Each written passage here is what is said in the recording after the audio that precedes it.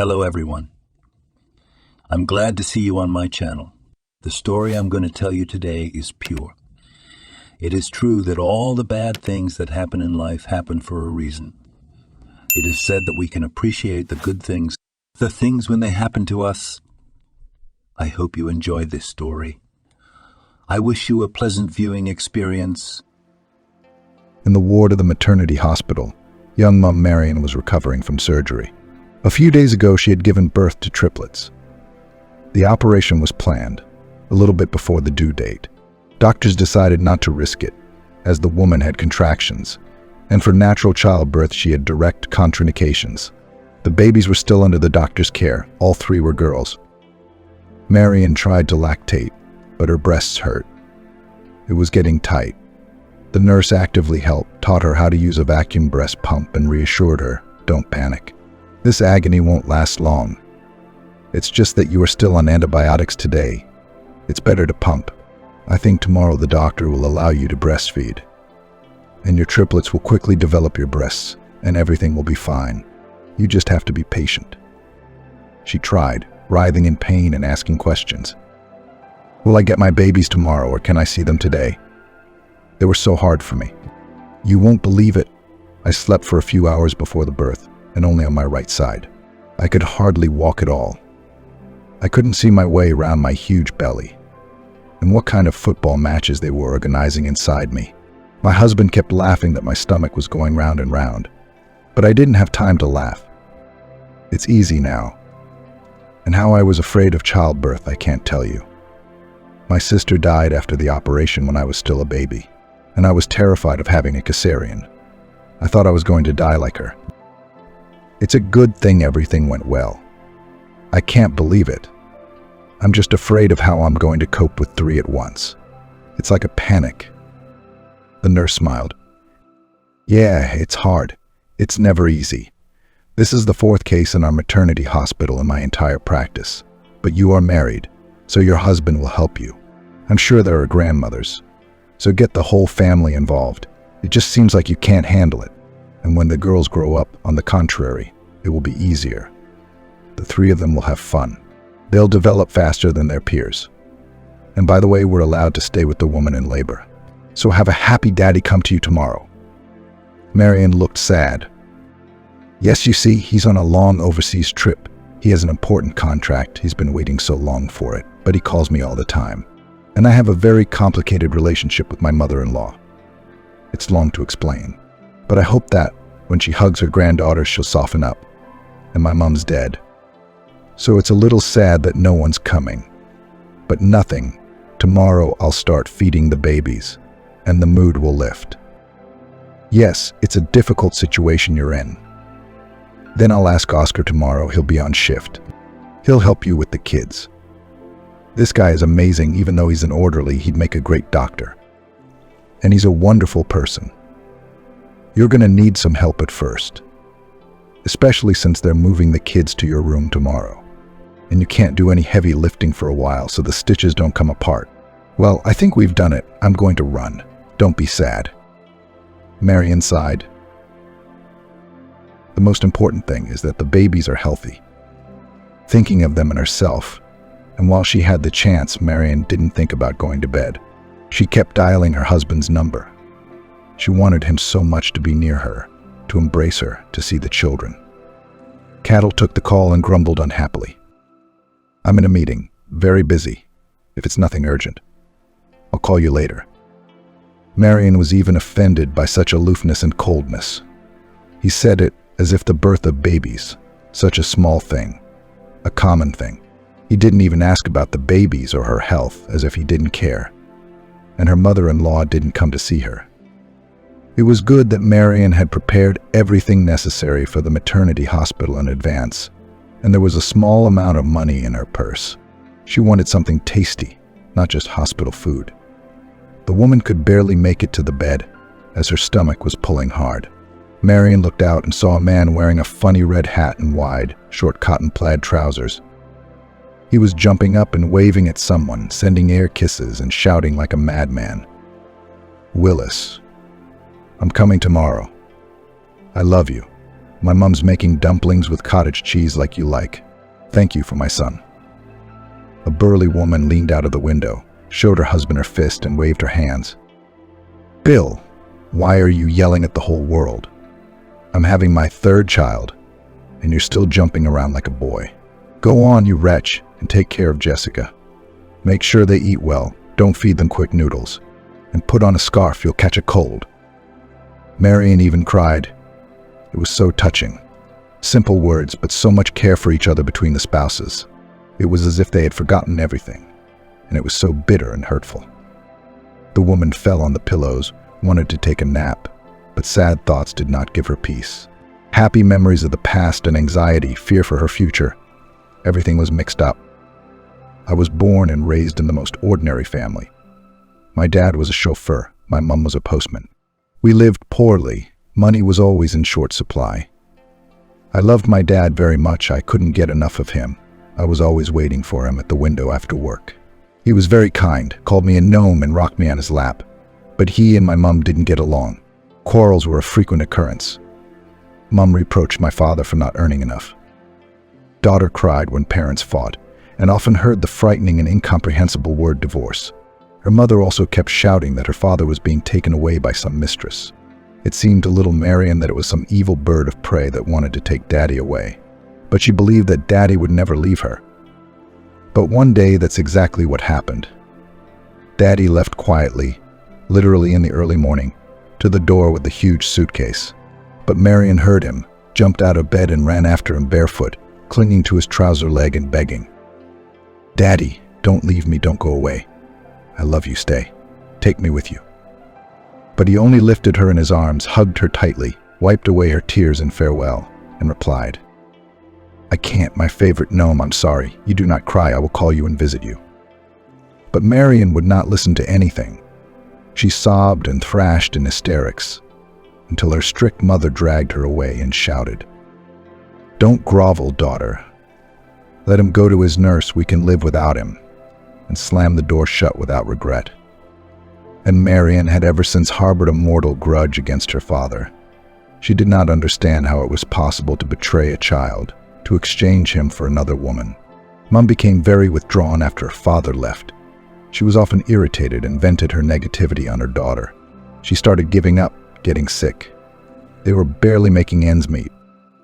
That's why Marion, even as a teenager, got a job at an animal shelter to clean up after them, feed them, do small errands, give affection and love to the pets. Looking into the eyes of abandoned kittens and puppies, she saw herself in them. The money paid was not much, but there was enough for pocket money and food. Mom began to drink and sank lower and lower. Marion couldn't get through to her. She couldn't stand it and moved to another town. She got a job as a shop clerk. Her experience in animal care came in handy. She was happy to advise customers. She was praised for her responsiveness. It was at work that Marion met Scott. He came to her for medication for the service dog.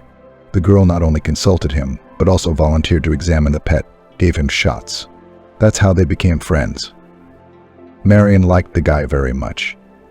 He was already working as a supervisor in the security organization that belonged to his parents.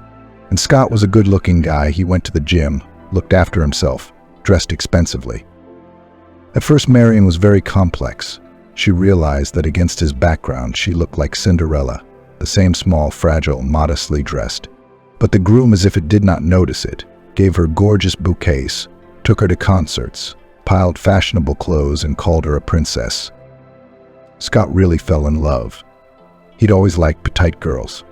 He was like a hunter luring Marion into his net, and he was so excited about it. The girl was in love, too, catching every word Scott said and waiting anxiously for the next date. But she didn't lose her head. It didn't go any further than hot kisses and hugs. She decided that if a guy really loved her, he would propose marriage, and all they will still have, and hot nights, and children, and there was no need to hurry. Cattle was angry at the bride's stubbornness and excited at the same time. Perhaps it was his lust for her that drove him to marry her. He loved everything fancy. So he approached this issue with a big deal. He booked a trip on a yacht to the sea, and there gave the bride a ring, saying that he intends to marry. Marion was happy, and even the fact that she received her mother-in-law on the bayonet, the girl did not stop. Marion believed that the most important thing was that Scott loved her. It was only their life, and they would build it themselves. The wedding was also gorgeous. A lot of guests, live music, contests. The bride was very afraid that Scott would insist that they live with his mom. But fortunately, this did not happen. Parents long ago bought him a flat in a bedroom neighborhood. There, the young people began to live after the wedding. The first year, everything was like a fairy tale. Marion literally melted from the love and affection of her husband. All their free time they spent together. She tried to be a good hostess, pampered his favorite home cooking, gave messages, and waited in every possible way. But over time, Scott got used to everything. He no longer praised his wife for her efforts and admired her, and his mother continued to nag him. After his visits to her, he always arrived irritated, and another quarrel broke out in the family. Marion was very happy about the pregnancy, and Scott didn't mind either. But not until they went to the ultrasound together. And when they were told that there would be triplets, everyone was shocked. Marion herself was very scared. At her small height and weight, it seemed unrealistic to carry 3 children at once. The cattle became taciturn. He was not happy about the prospect of changing nappies day and night and listening to 3 babies at once. And Mrs. Rachel was going mad. She kept saying that no one in their family had ever had more than 1 child, and taunted her son that her wife had fathered children. She even insisted on an intrauterine examination to find out the truth. Marion flatly refused. It was very dangerous. After all, the pregnancy was already difficult. Why take such a risk? The cattle was torn internally. He showed tenderness and care, and then on the contrary, he threw tantrums and became aggressive. He brought Marion to tears with his reproaches, saying that she had become like a balloon, no waist, no figure, and her face was all blotchy. He came late. They went out together less and less often. Her husband became as if embarrassed of her. At 7 months, he announced that he had an important contract and was going on a long business trip for 6 months. Marion was happy for her husband, but at the same time, she was so scared to be alone. At first, he even called. They talked for a long time, sent money. And now, when the babies were born, he could not pick up the phone at all. It really worried Marion. She was panicking. The woman hoped that at least her mother-in-law would come to her senses and help her. But she was not seen in the maternity hospital. The next day, the babies were moved to their mom's room. Marion never left their side for a minute. She took turns holding them, rocking them. The nurse Oscar taught her everything. He handled the babies so cleverly, showed them how to change nappies properly, how to take care of the umbilical cord and eyes. Together, they washed the babies. The woman admired. "Oscar, how great is your work.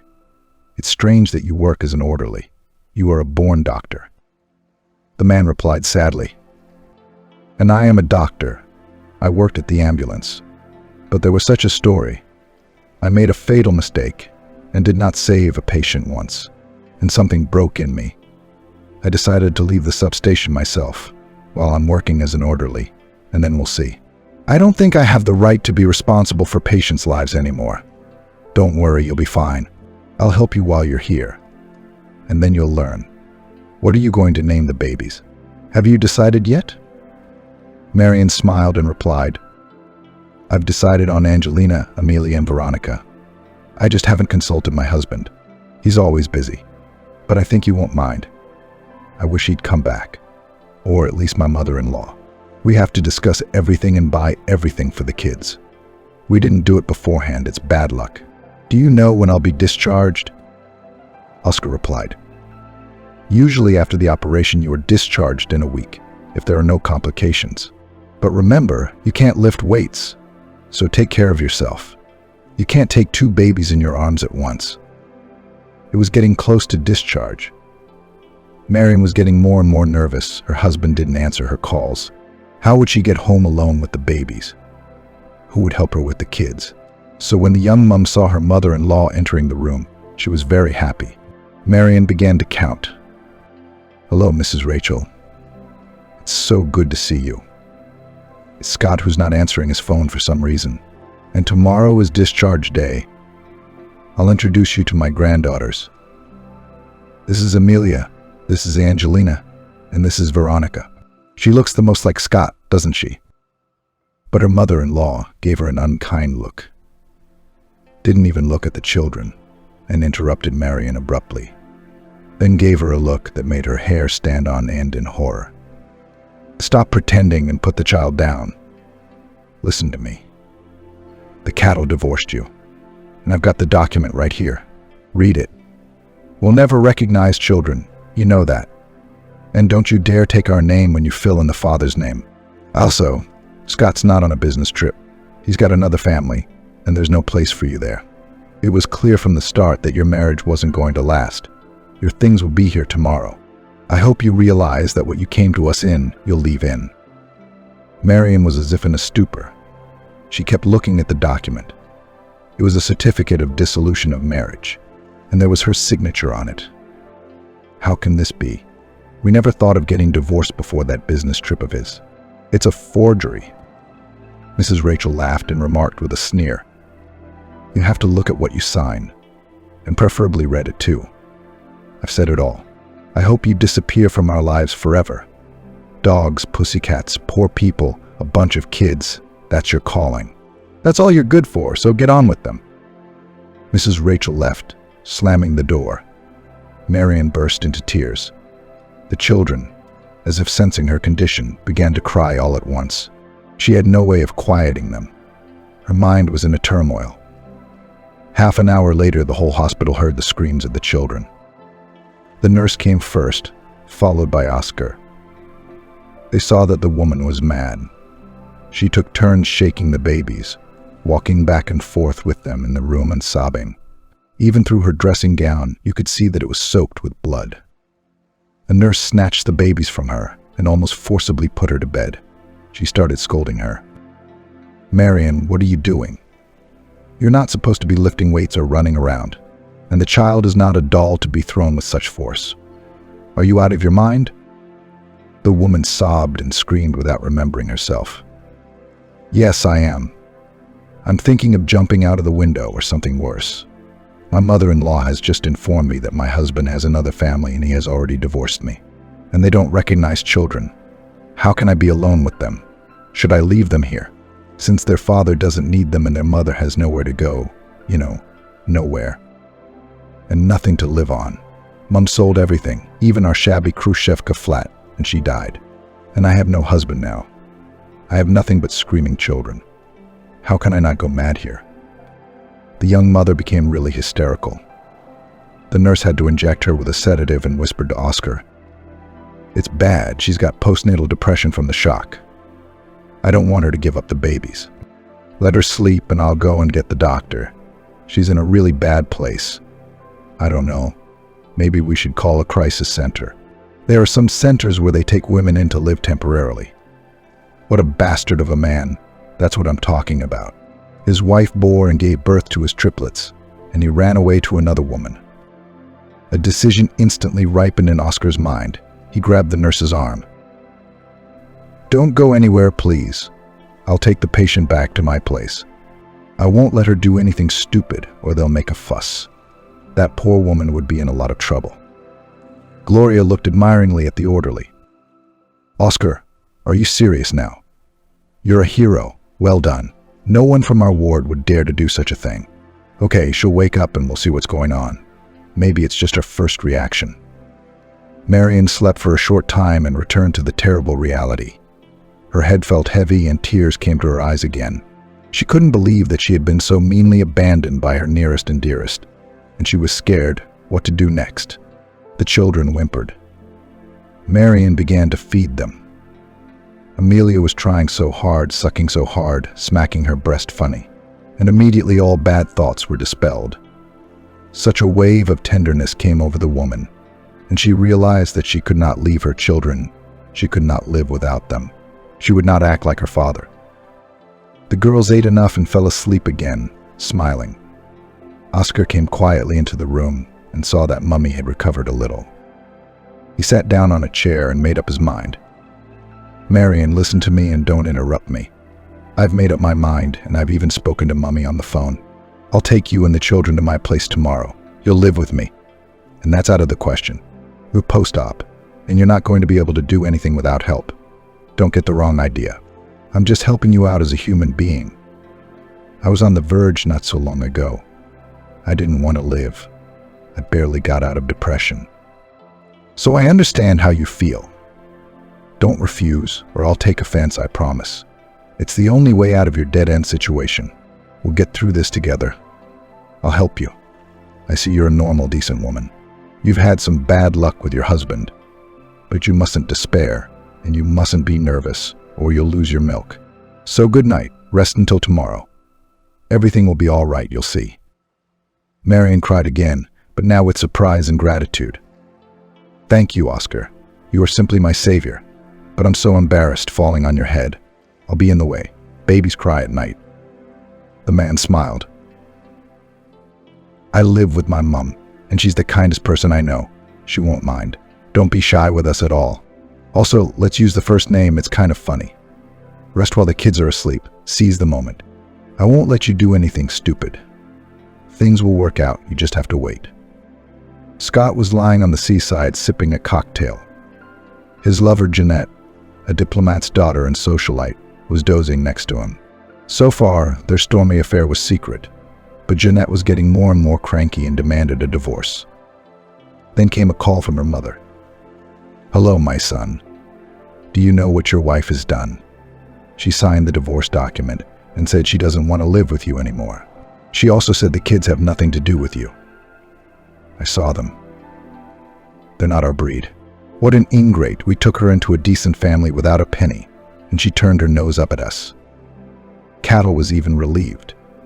He did not want to return home, to take his wife from the maternity hospital, and the prospect of raising children did not please him at all. So he answered cheerfully, Is that so?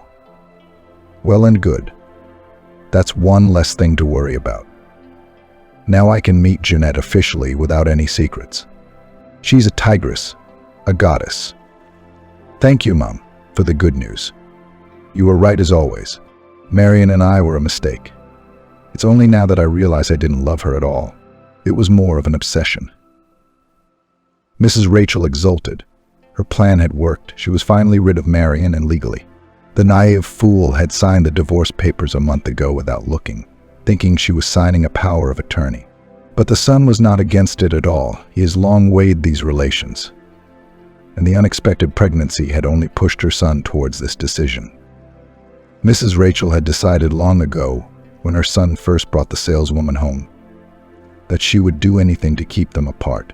So she took a risk and had a heart-to-heart talk with Jeanette, promising her that if she could get her son away from his wife and away from the family, the woman's business would become their family business.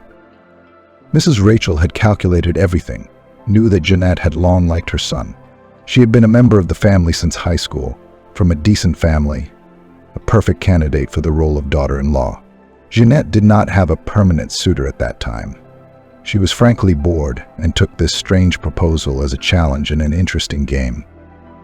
And she got down to business, got a job in the company of Mrs. Rachel, and began to apply her charms. Her figure was excellent. She knew how to present herself, so it was easy to seduce Scott. Jeanette didn't give a damn about his wife. She never cared about other people's grief. Her father had raised her in luxury, indulging her every whim, and she was used to achieving her goals at any cost, especially since she really liked the boy. Marion was still hoping for a miracle before she was discharged. And she was dialing her husband like a mad woman. She wanted so badly for it all to be a mistake, for Scott to come and get her, and the kids, and take them home. Finally, Marion got through and begged. Scott, honey, tell me our divorce isn't true. You couldn't have done this. I love you. We need you. But then she heard a disgruntled woman's voice. Stop ringing, young lady. The cattle can't come. He's in the shower. We have a relationship, almost a family, and he doesn't want to know you. Isn't it clear? Have some pride. Don't call here again. A short beep went off. Marion sobbed silently. So it was true. Her husband is having fun with someone else, and he doesn't love her at all, and he doesn't want children.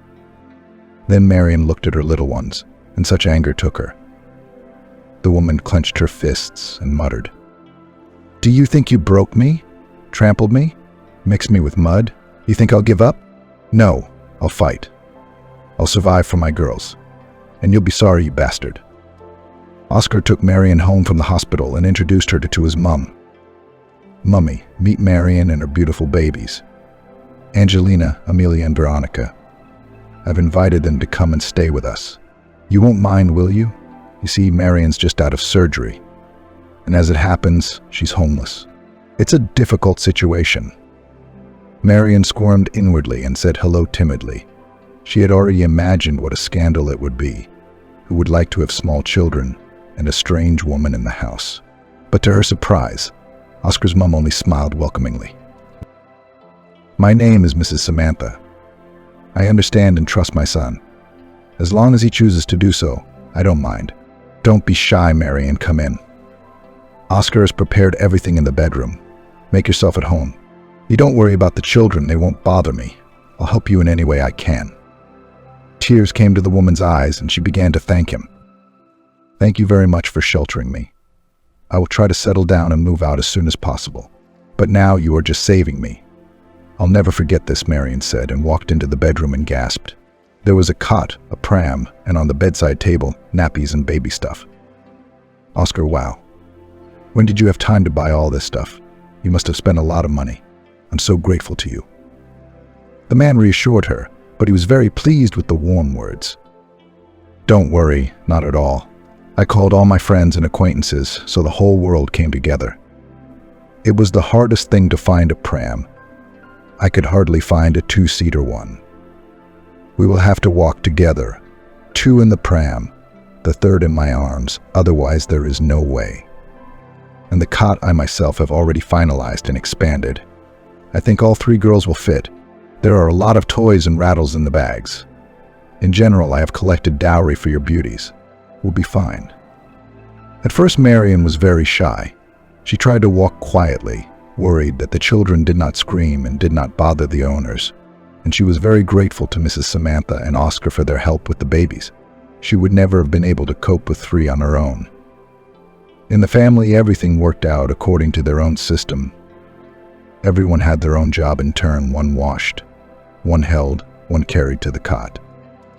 Oscar, as a medical man, taught the inexperienced mum a lot, and soon they were so united that from the outside it seemed as if they were one big and friendly family.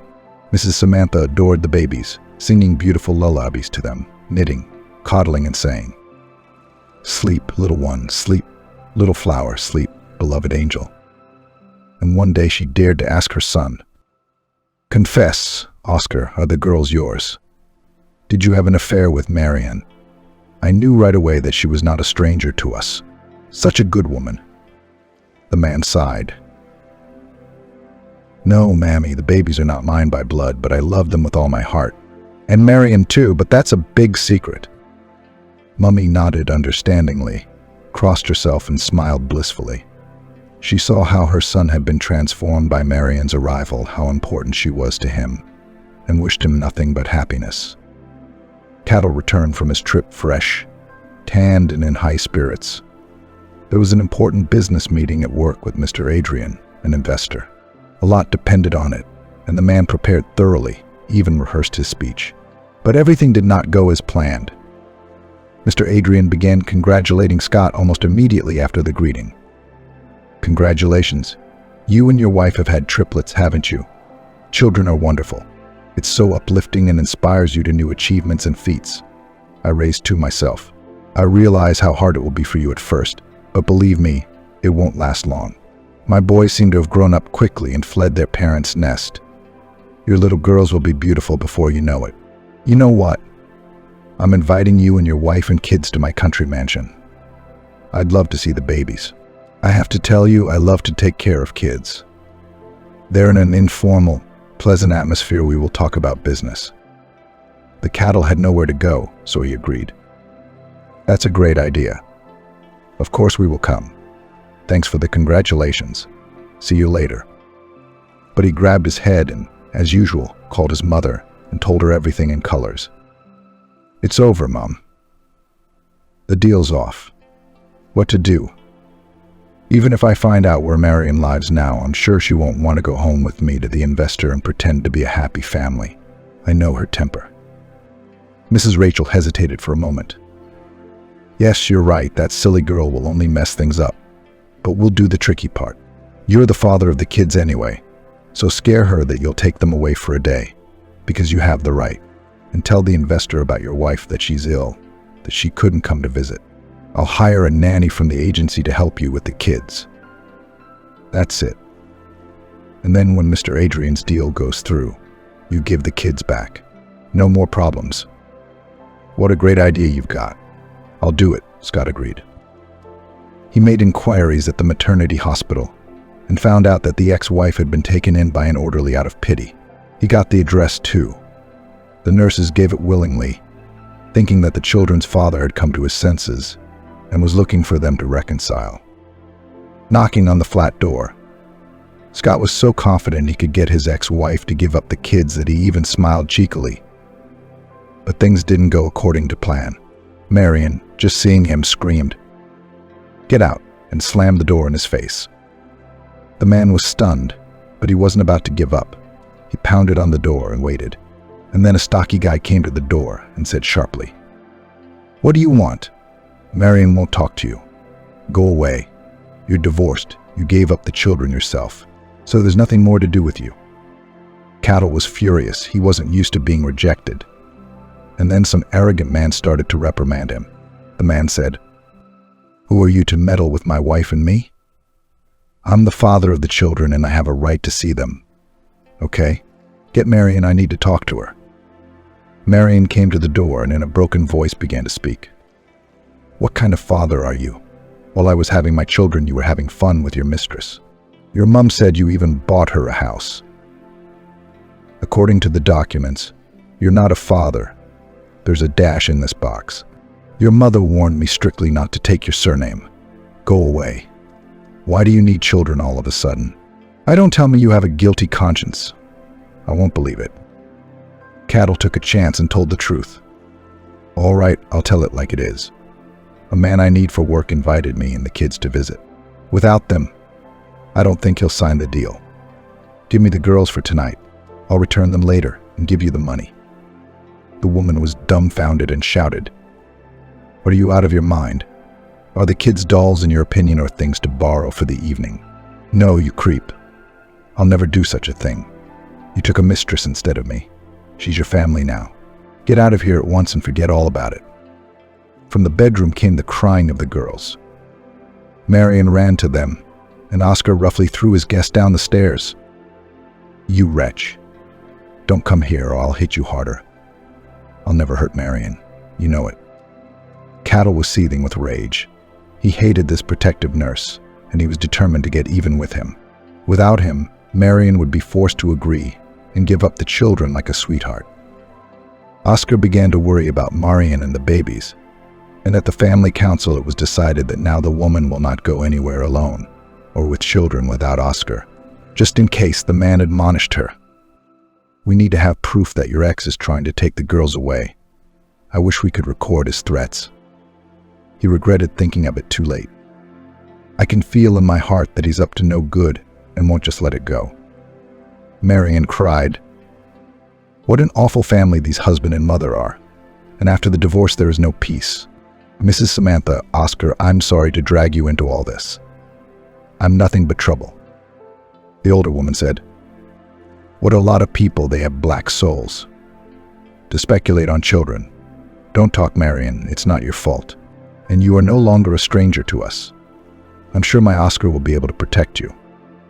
A couple of days passed. Cattle never came or called again, and Marion calmed down. She figured Oscar had taught him a good lesson.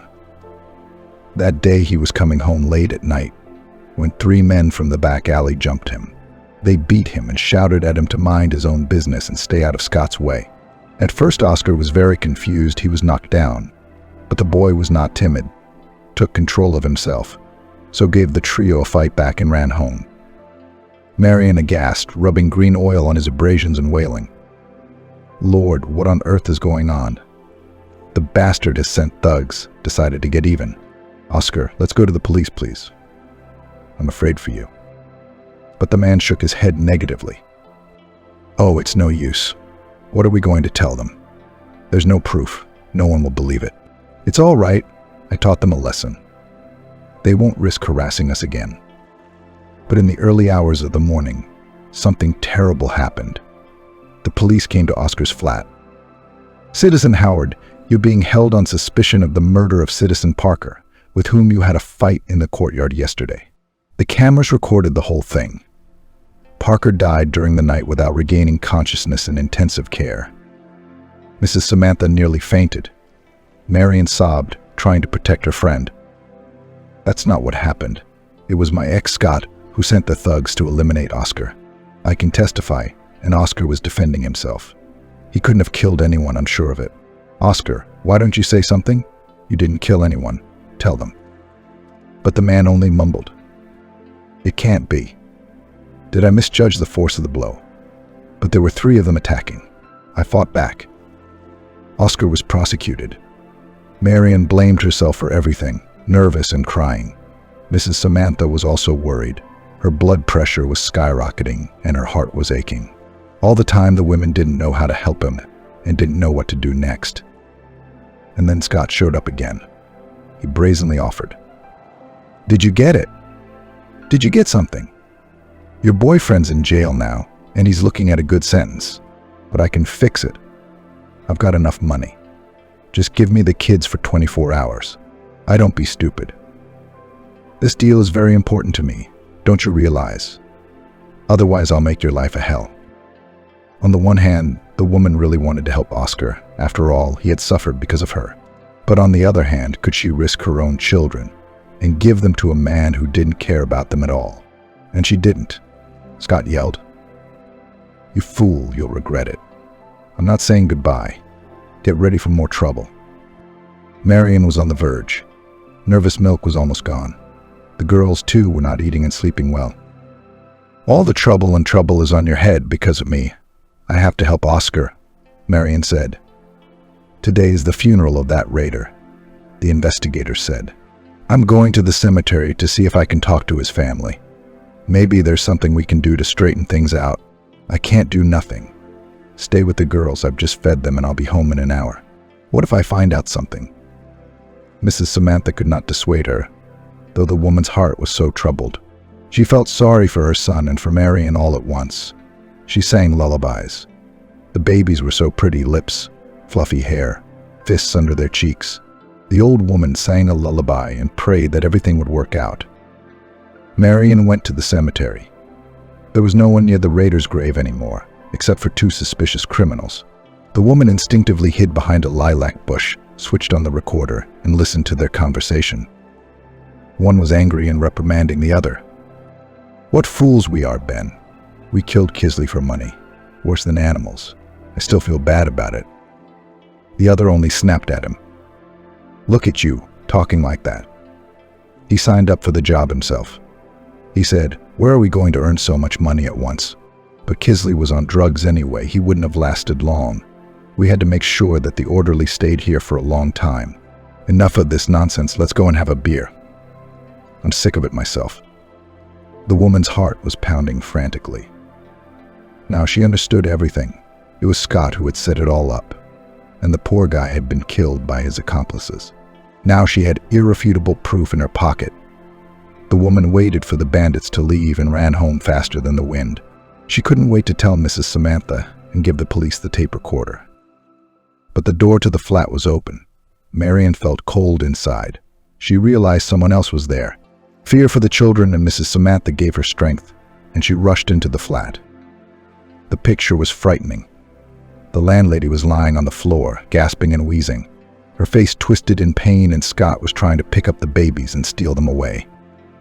Marion screamed in a voice that wasn't her own. "What have you done, you scumbag? Stay back. Don't touch the girls.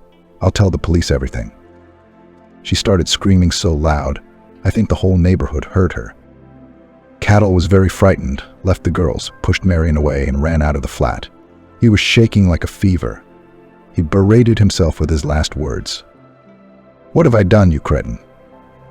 I've had it with this dinner party. The idiotic idea of an investor has ruined my whole life. And if the old woman really dies, then not only the deal, but also my freedom is gone. I've got to run. I've got to run. This has gone too far. But I only came to talk to you, to persuade you to give up the children while Marion's away. Who knew she was going to die? The neighbors came running to the screams. Mrs. Samantha stopped breathing. Someone called an ambulance and the police, and Marion began to give her heart massage and artificial respiration. Marion had no memory of herself and only woke up when she was dragged away by a paramedic. Mrs. Samantha was rescued, but the medical team were convinced that she had been saved by timely assistance.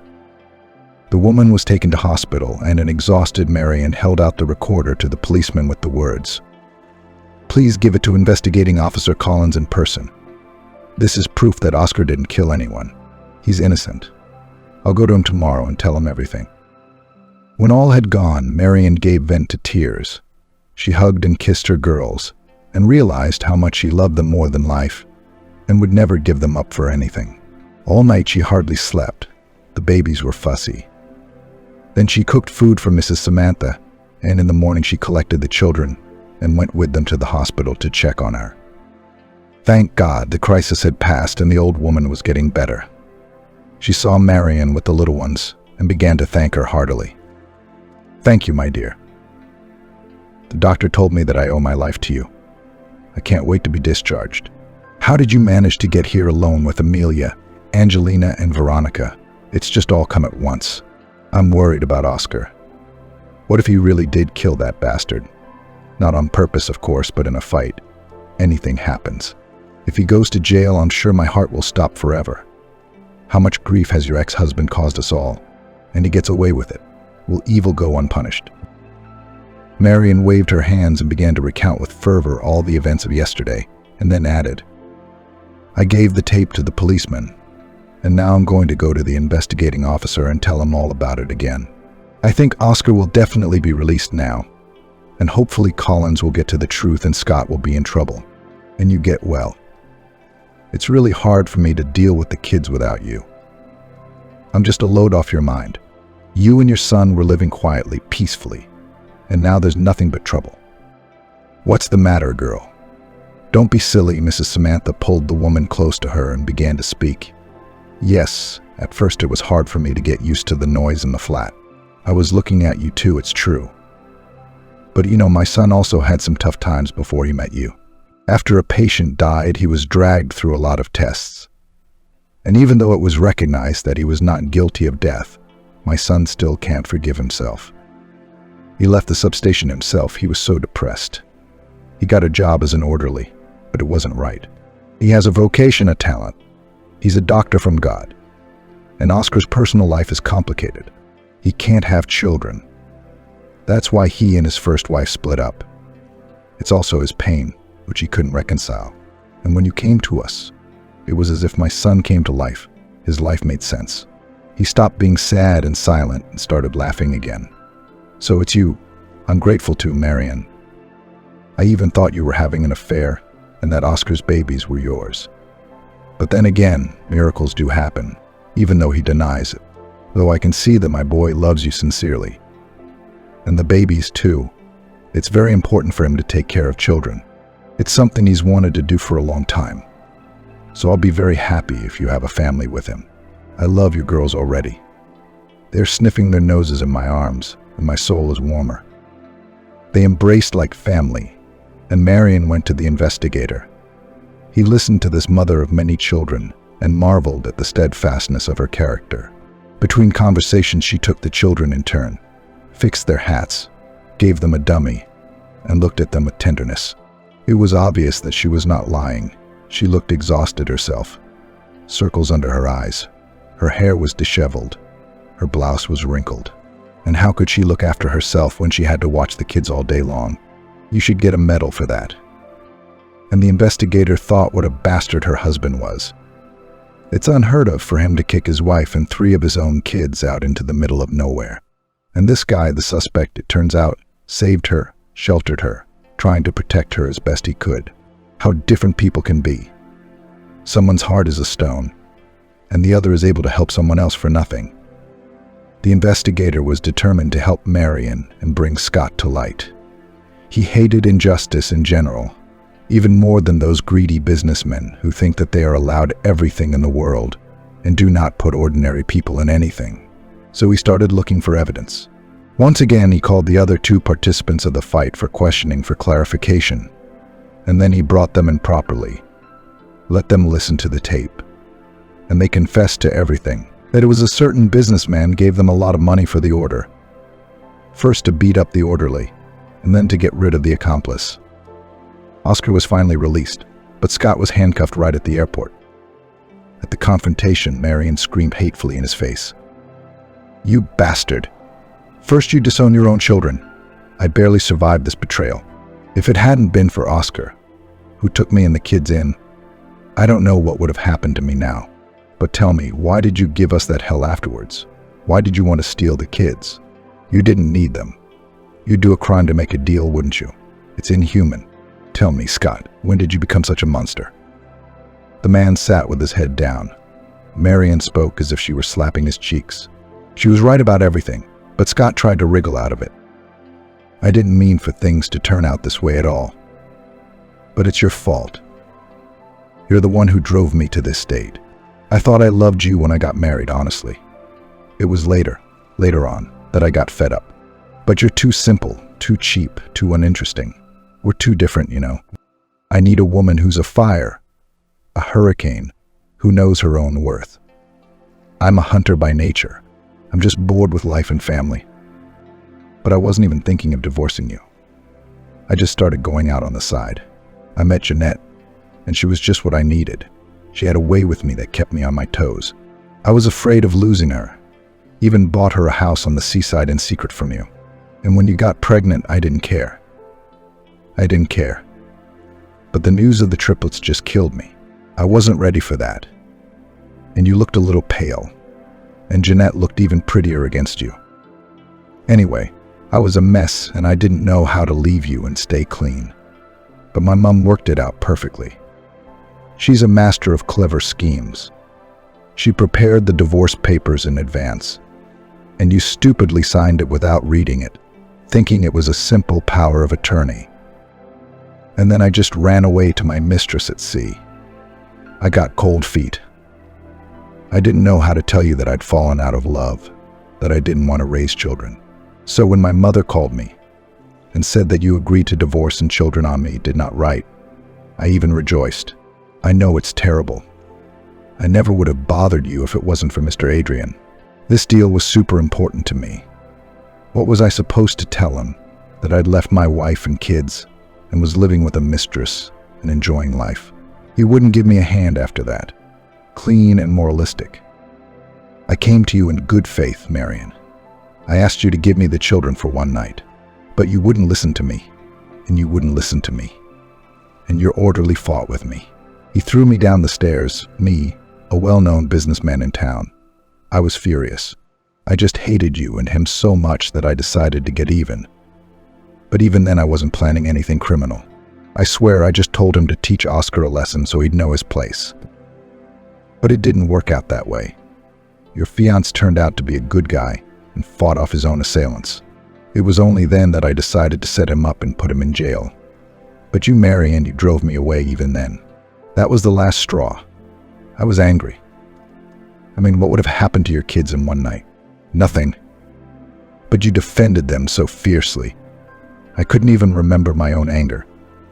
I waited till you left the flat and I burst in on that old woman. Told her son was a murderer. If she'd let me take the kids, I'd get her son out of jail. But any normal mother would have agreed, but this one didn't. She started kicking me out, and then she collapsed and started dying. I almost managed to carry the kids. But again I was unlucky, and I ran away. I thought long and hard and decided to go to the sea for a while, to wait it out. I realized what I'd done, all the bad things I'd done, and all because of you, Marion. Why didn't you give me children? I'm a father. I have a right to see them. I would have them back. Everyone was in a stupor. Marion was even speechless.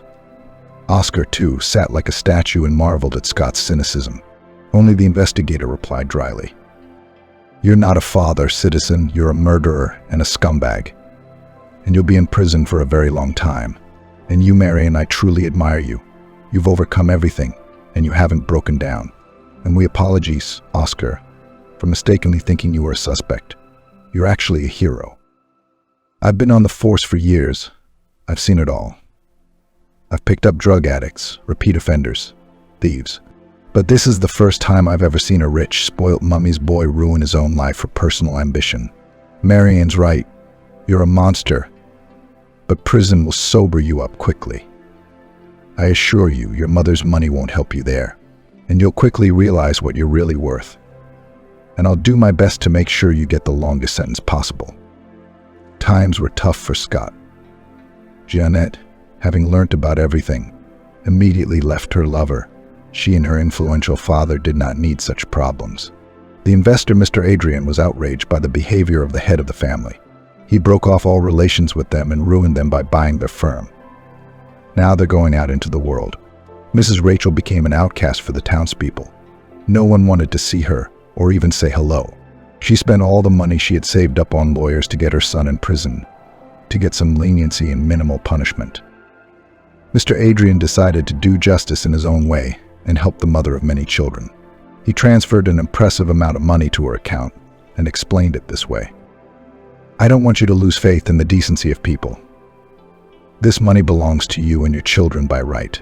It was taken from your ex-husband's business and will be a help to you in your time of need. I hope you will be able to raise your girls with dignity, and they will not be like their scumbag father. I sincerely wish you happiness in your new family, Marion.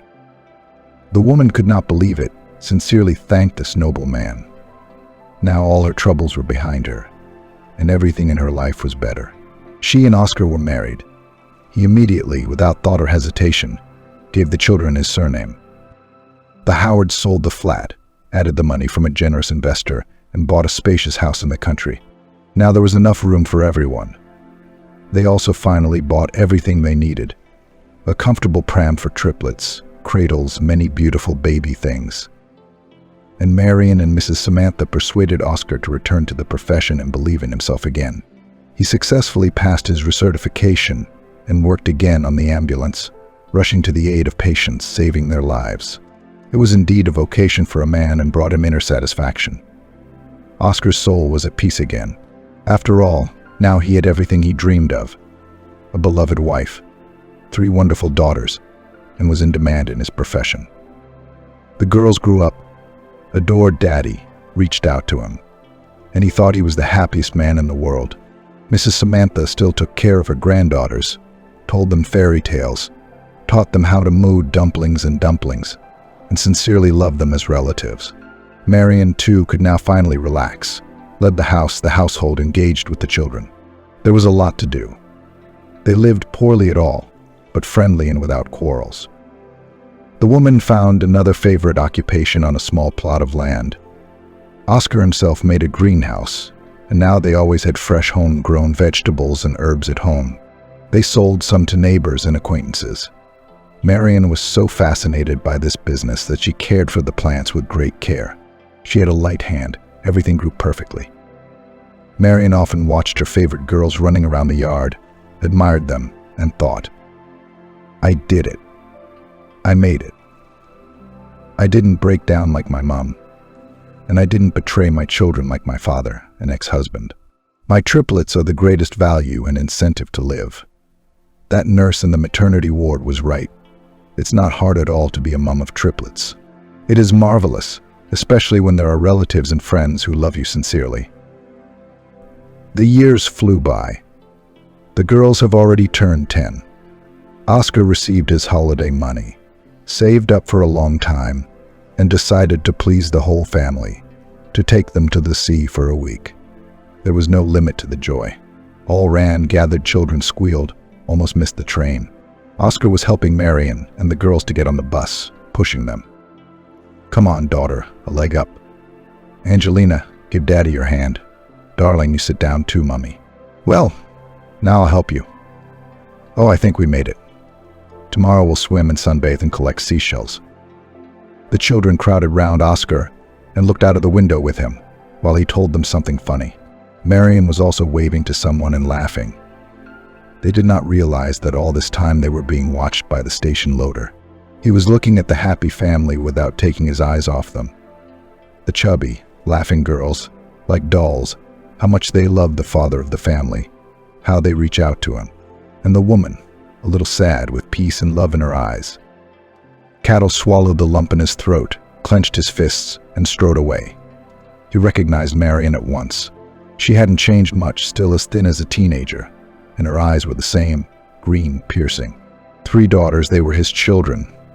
The ones he'd given up, the ones he didn't want.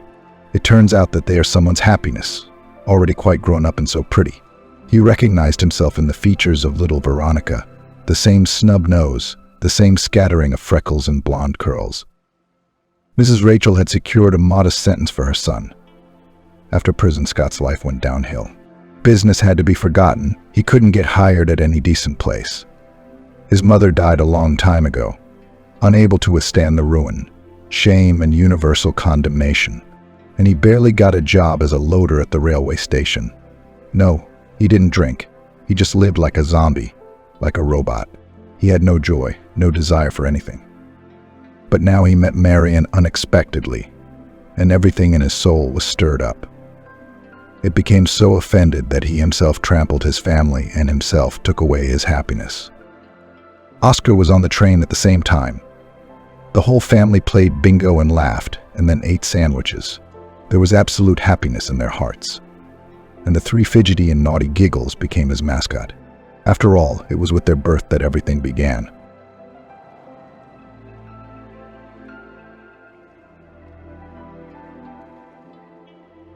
After rounds in the surgical ward, procedures were scheduled. The young nurse Isabella was spinning like a madwoman. Patients were coming into the procedure room one by one. Who was going to get stitches removed? Who was going to be treated? Who was going to get shots? She filled a syringe with medicine. Suddenly, everything went blurry in front of her eyes. The girl instinctively grabbed the edge of the table, almost falling. The patient, an elderly woman, managed to hold her up. "Isabella, what's wrong? Are you all right? Should I call the head nurse? You've got no face on you. You're white as a sheet." The girl leaned on the table, rubbed her forehead with a napkin, inhaled the alcohol, shook her head, and came to her senses. "Excuse me," she said. "No, I don't need to call anyone. Olivia will scold me. It's okay now. It's just that I'm pregnant. It happens to me sometimes. I went to the doctor, and he says it's nothing. It'll pass. Turn around like this. Doesn't it hurt? That's it. You've been treated. Let's get your stitches out now." "Oh, congratulations then. Babies are always a joy. Would you like some little cucumbers?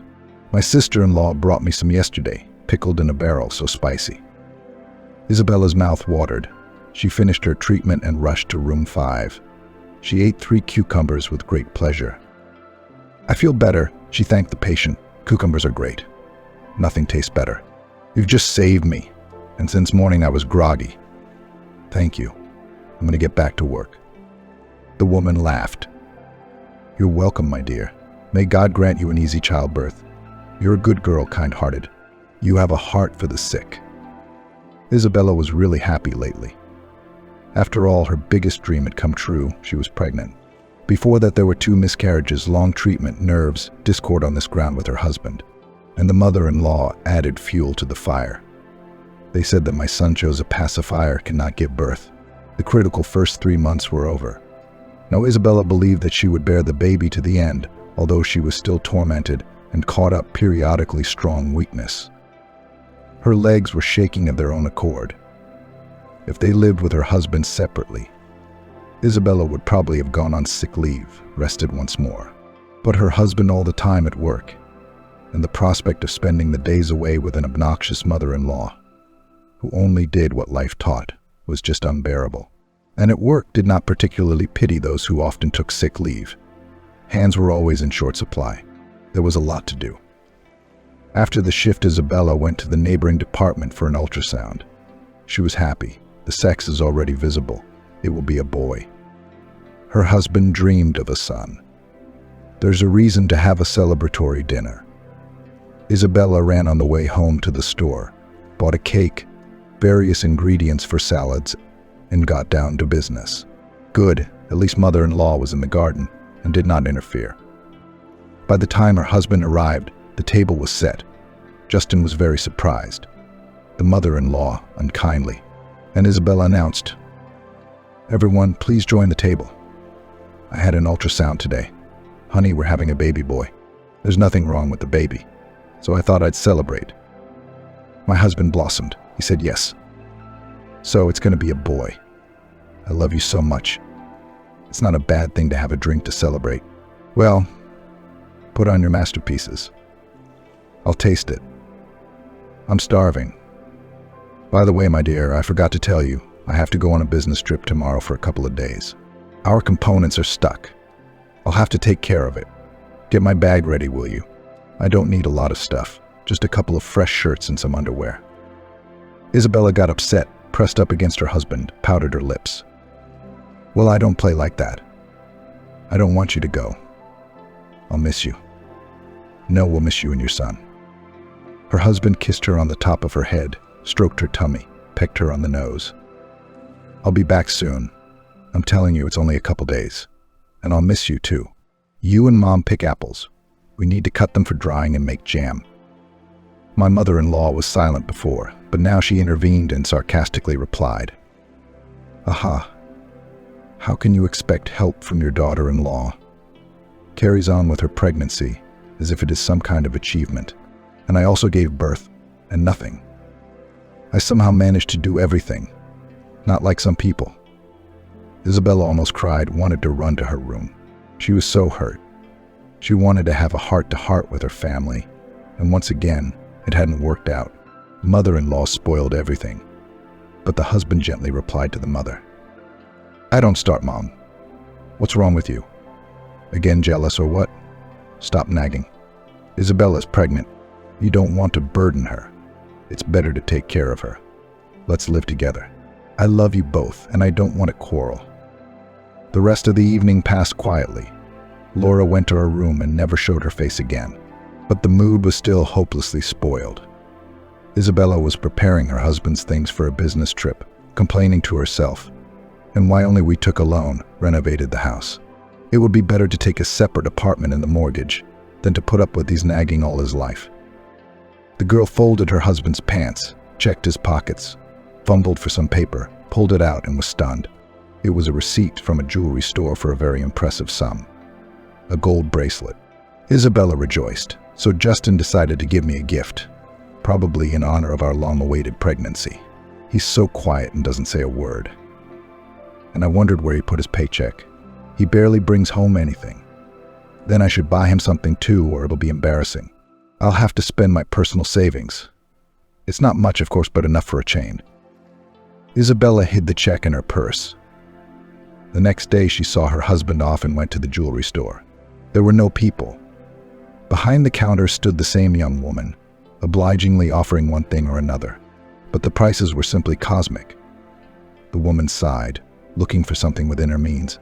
The seller clearly wanted to communicate and asked, "Girl, yes, you say, what are you looking for? For yourself or as a gift? And what amount do you expect? We have now promotions. I'll pick up something interesting for you.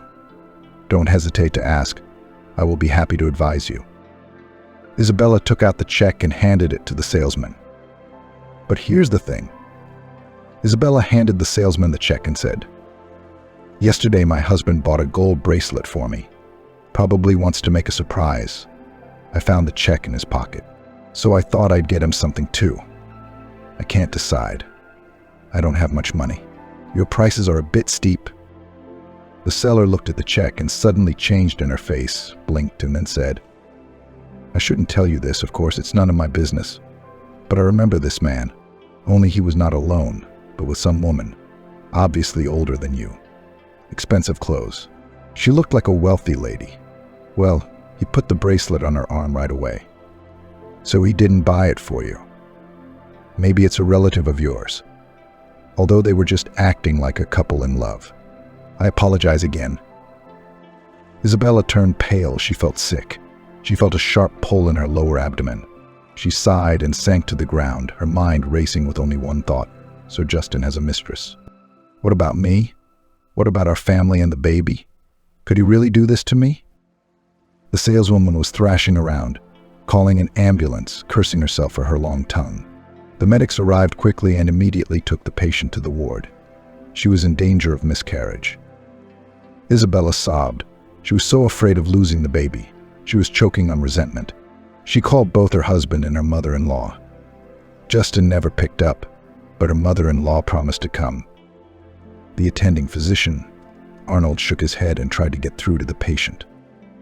Isabella, stop crying. You can't get upset. You have a history of 2 miscarriages. You're in a precarious position. You need to stay positive and keep the pregnancy alive. But what's wrong? Why did you have a crisis? The girl sobbed and told me everything.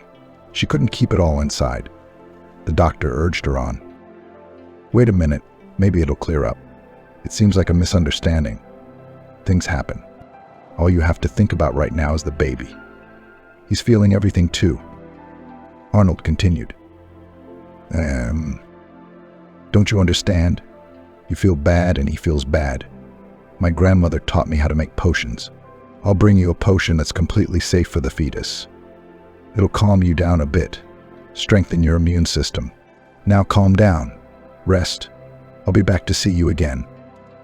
Isabella tried to chase away bad thoughts and fell asleep. Her mother-in-law woke her up, rattling dishes and putting out home-cooked food. When she saw that her daughter-in-law was awake, she began to ask about everything.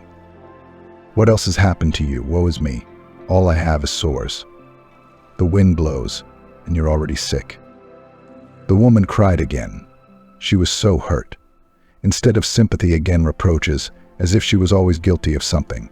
The girl spoke out with irritation. And you ask your son's son. It turns out he has a mistress.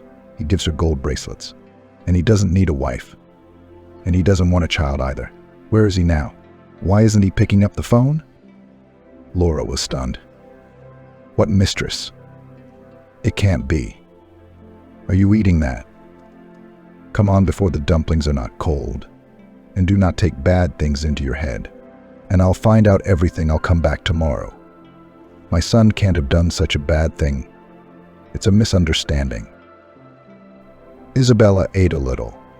Black thoughts did not let her go.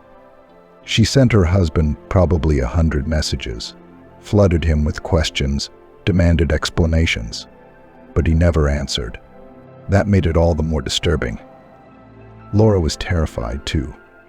She certainly wasn't thrilled with her sister-in-law, though she was a bit of a bore, always sick. What kind of woman is that? Still, she thought it was better for her son to be married and under her care than to go back to a life of debauchery. She raised Justin alone without a husband.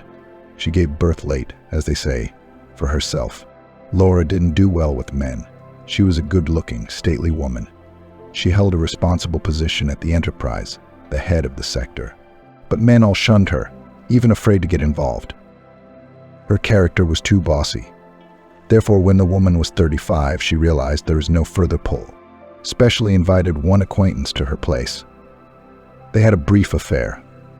Laura safely got pregnant, and he disappeared, as he turned out to be married. She adored her son. He became the meaning of her life. Justin was allowed everything. There were no restrictions, and it played a cruel joke on him in his youth. The guy lost his head from permissiveness, tried cigarettes and alcohol. It almost came to drugs, and how many girls he fooled cannot count. That's when Laura came to her senses, but it was too late. She didn't know what to do. Her son barely finished university and suddenly brought home this girl and announced that he had fallen in love and would marry. However, he settled down, found a normal office job in a private company and got smart. Laura exhaled. That's why she tolerated her daughter-in-law, even though she didn't like her. It was Laura who wanted the young couple to have a child as soon as possible. She thought that this way her son would definitely become attached to home and family, and everything seemed to happen just like that. And now some mistress. Mother-in-law was outraged, decided to call her son and clarify everything immediately. She gave him a hard time. Son, why don't you answer Isabella's calls? Do you even know that your wife is in the hospital? She's in danger of miscarriage? Why don't you come clean with your mother right now? Are you really having an affair? I can't believe you would do such a despicable thing. Isabella's been crying nonstop. I don't know what to say. What the hell is going on? Justin realized there was no point in lying, so he shocked his mother even more. It's true. Mom, here's the thing. My boss, Jessica, has taken a shine to me. She's the daughter of rich parents. She has an expensive car, an apartment in the center. Every year, a couple of times abroad on vacation. One of her blouses is worth as much as my entire closet. I couldn't resist. She's hinting that I might be promoted to head of the department soon. It's such an opportunity. And Jessica's so well-groomed. You can't tell she's 5 years older than me. I've lost my head over her. I'm confused. And I feel sorry for Isabella. I realize she's pregnant, and I realize I've fallen out of love with my wife. It's a vicious circle. Laura's eyes immediately lit up with greedy fire. Everything her son had told her changed everything. Now she didn't care about that pathetic nurse. She was nothing but trouble, so the woman began to incite her son. Oh, that's what it is. But if you've fallen out of love with your wife, you should divorce her. You can't sit on two chairs. Decided to build a career and achieve something in life. Act decisively. Make your boss become your second wife. You'll live happily all your life, instead of counting pennies from paycheck to paycheck. Justin was hesitating. I don't know how to talk to Isabella. She's already in the hospital. I don't think it's the right time. It's awkward, and I don't know about the baby. I don't know what to do. I really wanted him so badly. I begged my wife to have it, and now I realize how unfortunate it all is. Mom has decided everything. Be brave. Your fate is being decided. Call your wife and tell her you filed for divorce and you love someone else. You're not the first, you're not the last, she'll get over it. No one has ever died of grief. And let Isabella decide about the baby.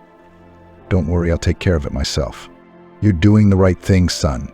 You gotta make your way in life any way you can. You're gonna end up in poverty with that nurse. Justin didn't even realize what he was doing. Jessica had gotten him so wrapped up in his head. She knew her worth, demanded attention, and expensive gifts. It was like she was evaluating him and looking at him to see if he was worthy or not. The man went out of his way to please Jessica, giving her relaxing massages, bringing coffee to bed, calling her queen and goddess. Jessica didn't accept his advances. Compared to her, his wife seemed like such a naive simpleton. She was boring. Everything was predictable. Isabella wouldn't let go of the phone, even at night. She finally waited for her husband to call. She hoped to hear that he was worried, that it was all a lie, and that this nightmare would finally be over. But Justin spoke coldly, calmly and detachedly, like a robot. I'm sorry, Isabella. I've fallen in love with someone else, and I'm divorcing you. You'll have to find an apartment. You realize it's my house, so you'll have to move out. But don't get hysterical. I can't stand it. Just accept it and take it as it comes. The woman couldn't remember herself. Hysterical, you bastard. So it's true. What about our son? So you don't need him anymore. You're just throwing us out of your life like we don't need anything. How can you do that? You're going to hell. Justin blacked out. His conscience was eating away at him.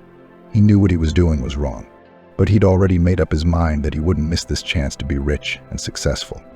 No way. Isabella was barely brought to her senses, injected with a strong sedative. She fell asleep. The nurse cringed, talking to the doctor. Oh, I feel sorry for the patient. She's a fellow. She's a surgical nurse, too. She's a good girl, a hard worker. She's an orphan. But she didn't go downhill. She loved her husband so much. She was worried that she couldn't give birth. And what he did. I don't know how the poor thing could have lost that baby on a nervous breakdown. Arnold shook his head. He, too, felt terribly sorry for Isabella. Once Claire, a woman with sad blue eyes with such doom and pain in them that it was impossible to look at. A man complained. Why is it so unfair? Life takes children away from someone, and someone gives them up. How complicated everything is. And decided for himself that he would help this poor patient, would not leave her in distress. He couldn't do otherwise. That's not the way he was brought up. The doctor ordered him to forbid visits to Isabella in the third ward. The indignant mother-in-law came running into his office. "What's the matter? Why am I not allowed to see my daughter-in-law? I'm her relative. I have the right. I've moved all her things." The doctor replied sternly. Isabella had a nervous breakdown. "Negative emotions are strictly forbidden. Leave your things here, I'll give them to her. And go away. As a doctor, I'm obliged to save a pregnancy that's hanging by a thread, and I forbid all contact. Is that clear? Isn't that a lot to take on? Do what you want. It's better that way. And tell her not to expect alimony. You don't know if it's someone else's child. Let her prove it's ours first." Arnold got angry and pushed the unpleasant woman out. She screamed and promised to complain. He once again sympathized with Isabella. Who did she have to live with? No one's psyche could take it. He sighed and went to check on his troubled patient. She was lying curled up and staring at a single point on the wall. Once again, the doctor's inside snapped. It was unbearable to watch her suffering, so he thought of something, sat down beside her and spoke softly. "Good morning, Isabella. I see you're not crying anymore. That's good. I want you to listen to me carefully and not interrupt me. When I married Emily, I was only 20 years old. Both medical students. We were so in love, so passionate about our profession. We lived in a dormitory. Then we had our little boy, Austin. We bought a big house. We dreamed of having at least 3 children. My wife and I never once had a serious fight. I was a happy husband and father, and I thought I would always be. 3 years ago, my life was divided into before and after. Do you remember that massive accident when the bus driver fell asleep, failed to control himself, and flew into a ditch? It was all over the newspapers back then. More than 10 people died, including my wife and son. I was at karate training, and suddenly they were gone. Both of them died on the spot. I didn't want to live. I seriously considered suicide. No kidding. I thought I'd never get back into the profession. My hands were shaking and shaking. I couldn't operate. I was saved by a priest, a mentor, Father Frederick. He said that no one can choose his destiny and doesn't know what's in store for him. But everyone has a cross to bear, and one must carry it with dignity. And I'm carrying it, holding on, living, and you must. Especially since you have such a great incentive to live. Your baby. He is now fighting with you for the right to be born, and you ruin yourself in his hysterics. Forget about your cheating husband. Cut out of your life the people who hurt you so much, and move on with your life, and I'll help you. I'll look after you. Stephen, if you feel better when you're discharged, I'll take you in. No arguments. It's a big house, 4 rooms. You won't get in my way. On the contrary, maybe you'll get rid of the dreadful loneliness and the frighteningly empty rooms, and then we'll figure it out. Promise me you won't do anything stupid and you'll obey me. Okay? Isabella couldn't believe what she was hearing. She thanked him quietly. I sympathize with you very much, Arnold. How much grief and pain have you been through too? You lost your whole family. It's terrible. But you know you're right. I spite everyone will not break. I will endure everything and live for my son. I don't know how to thank you. I don't have any relatives, not even distant ones. You are the only person who took pity on me and gave me a helping hand. Do not think as soon as I give birth, I'll start to work part-time. I will not be a freeloader. I will help you around the house. Let's have your potion. It's not true. It makes me feel better. I don't feel sick anymore and I have an appetite. I promise I'll obey you in everything. You are like a father to me now, said Isabella. Arnold laughed at the comparison, but was pleased that the patient was at least a little cheerful. He sent Isabella for an ultrasound. Treatment was progressing well. The doctor was going to discharge her in a week.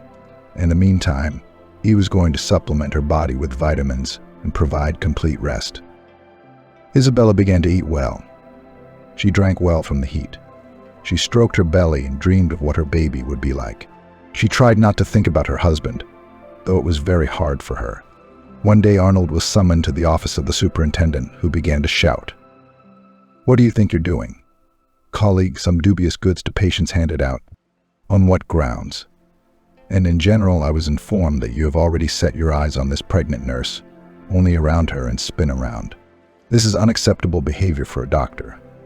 If this continues, I'll be forced to take extreme measures. Arnold was angry and realized exactly where the wind was blowing from. It was his fellow obstetrician Peterson. He was terribly jealous of Arnold because women in labor were in line to him. So he tried to eliminate his rival by any means necessary. The accusations were far-fetched, so Arnold blurted out, "I'm so sick of this. I'm working my ass off, taking extra shifts. I sit here 24 hours a day, and instead of gratitude of reprimands. You give me some paper and a pen. I'll leave." Arnold thought the superintendent would stop him from leaving, but he didn't, and so the leading ob-gyn was out of a job. Isabella was soon discharged, and she was taken by Arnold. The girl was very shy at first. Everything was so unfamiliar, and it was immediately felt that this house had not been inhabited by a woman for a long time. So the guests took over, and soon everything sparkled with cleanliness. The house shone. Arnold actively helped her and was surprised. Oh, how good it became.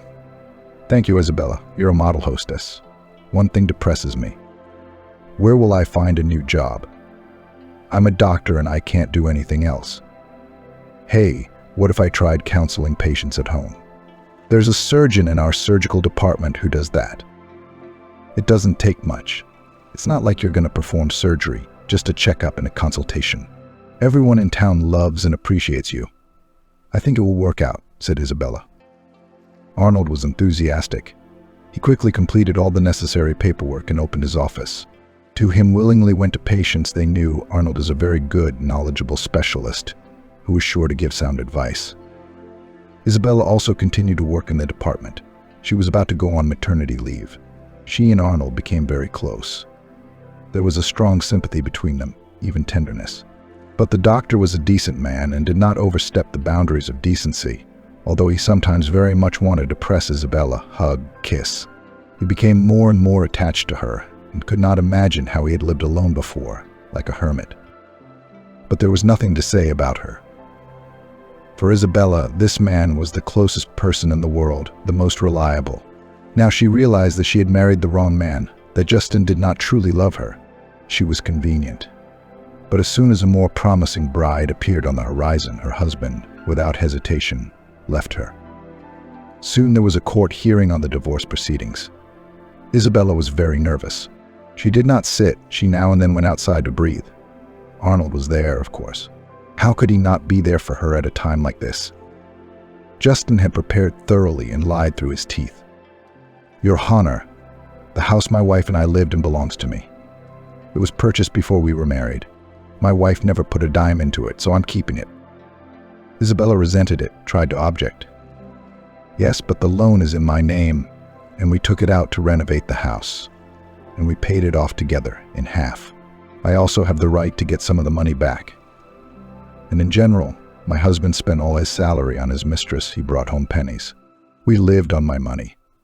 How is it that I'll be left with nothing at all?" But my husband, as if nothing had happened, continued to lie. "It's not true. My wife took a loan and spent the money on herself, bought clothes and jewelry, let her pay it off herself. I used to bring home all my paychecks. Not only that, it's not my child, she fathered it. She even came today with her lover.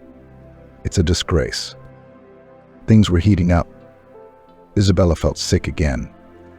Arnold took her outside and urged her not to humiliate herself. "Stop it. I cannot watch this balaganza. Let him choke on his house, and I'll help with the loan. That's even better. With such a scoundrel, it's better to cut off all relations at once. I think of the baby. Be careful.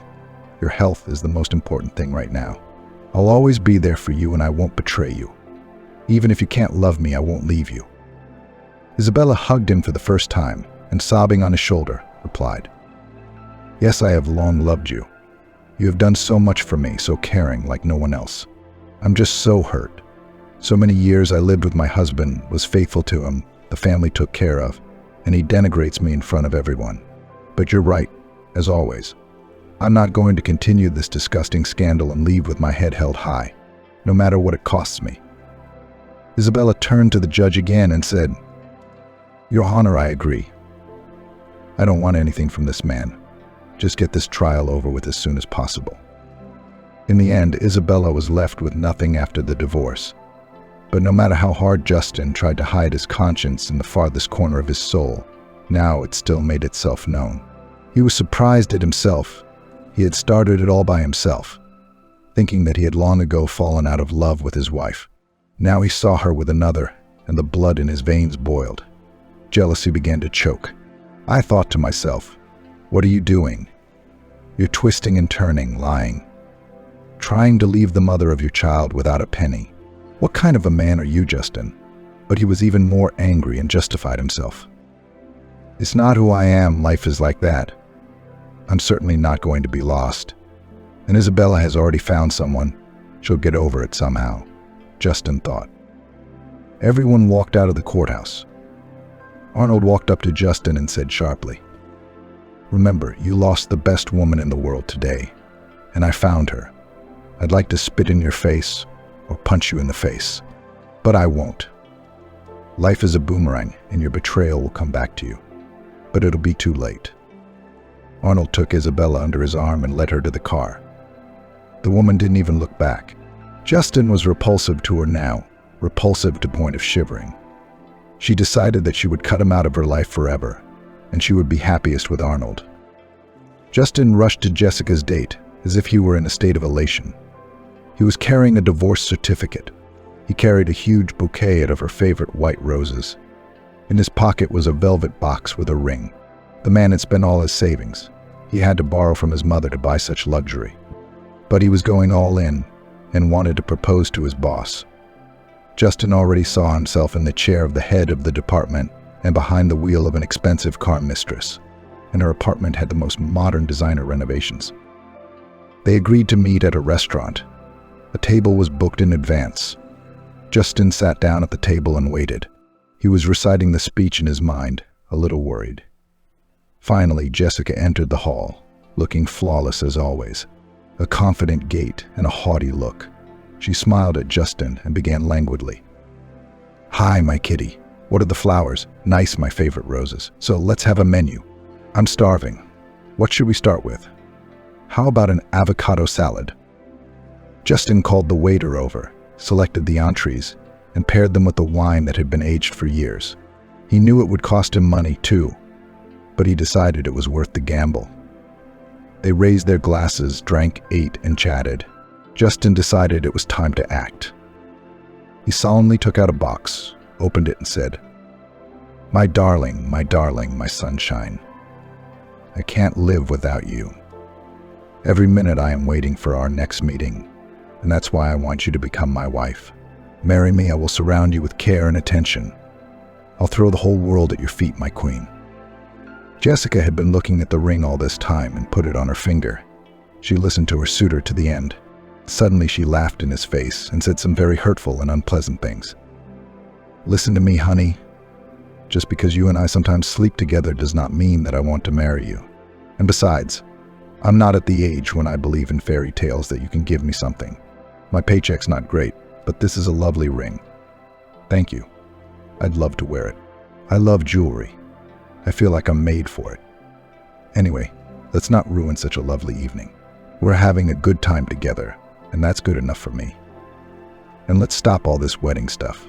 Let's have another drink." Justin's mood soured. He drained his wine glass in one gulp and tried to object. "Honey, but you promised that I'll go for a promotion if I behave well. I think I am much more worthy of the position of head of the department than Martin. Maybe it's time I got a promotion. I worked so hard for my little bunny." And once again, the woman has stunned him. "I don't understand. Are you sleeping with me just to get a promotion? What kind of blackmail? If you're not satisfied with our relationship, then goodbye. I'm not holding anyone back. Martin, for your information, is a great asset to me. He has the best sales figures in the department. Can you do that?" "Yeah, I have a headache. I'm going to call a cab. I'm going home. Ciao, I'll see you at work tomorrow." Justin was angry. They brought him a huge bill. He could barely scrape together the money to pay it, and he was racking his brains. How would he ever make it to his next paycheck? At home, he talked to his mother, waving his arms. Can you imagine? That old hag cheated me. And she doesn't want to marry me. But she had the nerve to steal the ring. And I'm not going to get a promotion. Martin's doing a better job than me, you bastard. I spent all my money on her. Now I'm broke. What's the use? What's the point? I only left Isabella. At least I had a family, but now I'm alone. She also advised me. Laura couldn't take it anymore and got angry. You know, you're the one who made this mess. Nobody forced you to run away from your wife. I did my best. I tried my best. And now I'm a bad mother. What kind of a man are you that you can't get your boss's head on straight? Don't give up. Go for your goal. At least figure out how to frame this Martin guy to make yourself look better. You need to learn everything. So Justin listened to his mom again and decided to do something sneaky. He secretly stole Martin's important documents and burned them, framing him. Justin started talking about his promotion again. Jessica even almost agreed, but it was a misfire. It turned out that the clever Martin had long ago installed cameras in the office, and the footage showed Justin taking out folders with documents from the cabinet. A scandal broke out. Jessica was outraged and immediately kicked her lover out, especially since she was already fed up with him. He became insolent and demanding. The boss was not long alone and soon had an affair with another, more promising employee, quicker and younger. She didn't give a damn about Justin's fate. Jessica had been self-sufficient for a long time and didn't want to get married. She was satisfied with temporary favorites, just for fun and entertainment so she wouldn't get bored. From that day on, Justin had a hard time. He was mortified, crushed, humiliated. All his dreams of a career and a happy life melted and evaporated. He had betrayed and lost his family. Asking Isabella to come back was out of the question. She would never forgive him. And Jessica had literally wiped him clean and thrown him out. He was now a penniless, unemployed beggar, and his mother sat there and nagged him every day. The man could not stand it, broke down, began to drink without drinking every day, crawled home literally on all fours and went to bed clothed. So he forgot all his problems, and his conscience fell asleep. And in the morning there was a heavy hangover, and everything repeated in a circle. He got so low, he collected empty bottles and turned them in. He went so far as to take his mother's pension just to scrape together enough to buy a bottle of cheap alcohol. Laura was horrified. It was happening again. She could no longer control her son. She was even afraid of him. After all, he in a drunken rage was aggressive and violent, blamed her for everything and swore at every turn. Only now the woman realized what a fatal mistake she had made, helping to destroy the family of her son. After all, only next to Isabella Justin lived as a man. He could raise his son now, and would not drink at all. Laura bit her elbows. She would give anything to get it all back. But she realized it was too late. A year later, Isabella gave birth to a boy. Arnold, of course, delivered the baby himself. He was the first to take the baby in his arms, patted his bottom. He cried out, and the doctor laughed. "Well, hello, my good son. How strong you are. Daddy will love you and won't let anyone hurt you."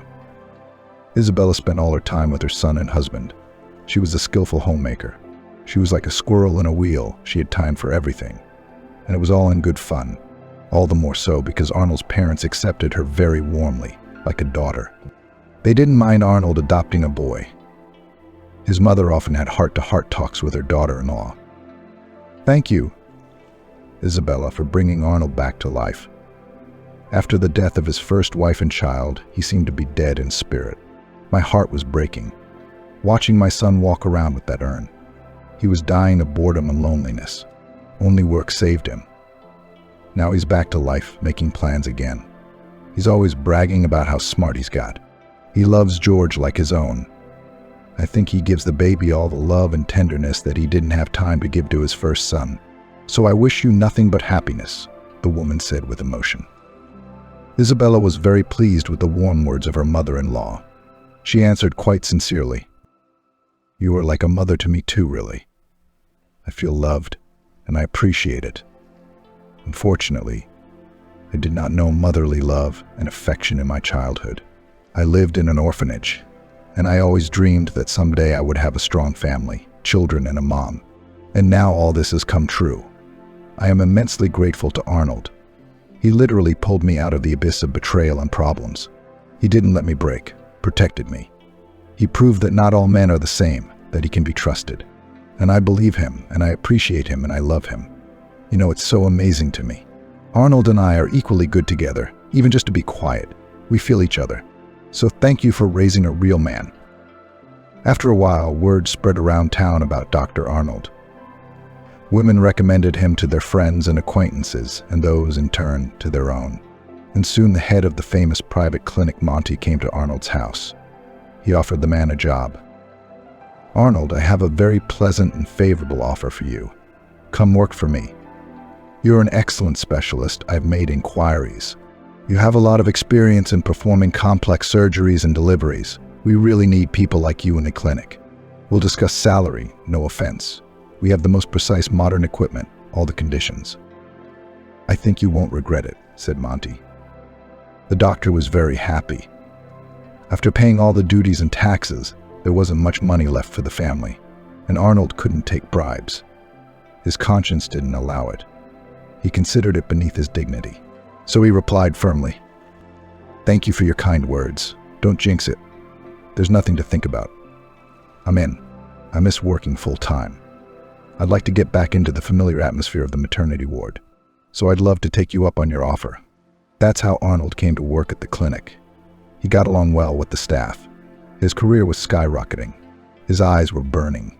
He was back in the field. It was vital to him. There was a celebration in the family. My son was 1 year old. The whole family decided to celebrate. They set a table in a gazebo in the yard, invited parents, close friends and colleagues with their families. It was fun, noisy. Children ran squealing around the yard, entertained the little birthday boy, and he looked with interest at the toys given by the guests. Men were grilling kebabs, women were sharing their recipes. Isabella tried to be a hospitable hostess, looked after the guests. And then a dog barked. There was a soft knock on their wicket. Isabella ran to open it. She thought maybe another guest had come. But when she saw old Laura on the doorstep, she frowned and did not receive her kindly. "What do you want here? How did you even know where I live? Go away at once." The woman hesitated for a moment, then decided and held out a small package. "Hello, Isabella. Don't push me. I'll go now. I just wanted to take one look at my grandson. But if you don't mind, at least take a present from me. Please. Please forgive me. I know I've caused you a lot of grief, and I've paid for it all later. Justin's in a bad way. He's a drunk, and a lot of people are turning him down. We're so poor, but don't worry, I didn't come to complain. I just realized I had to repent, and I want to see my grandson." Isabella didn't want to hear anything. It was as if she'd burst into tears. "I don't care what happened to Justin or to you. You cut me out of your life. You left me pregnant in the hospital, and now you're here to repent. If it wasn't for Arnold, I don't know where I'd be right now. Would your grandson even have been born? Go away and take your gift, and forget you ever came here." Isabella slammed the gate angrily. All her memories, all her experiences came rushing back to her. She ran away into the garden to calm down and cry a little. Arnold noticed something wrong and followed his wife, hugged her with his big, strong arms. He listened to her without interrupting her and began to calm her down. "Well, don't cry. She has already left and will not bother us anymore. You know, I even feel sorry for her. Look how she's down. Her only son dying from alcohol. That's the worst punishment you can think of. So don't be mad at her. Let it go. We're having a party tonight.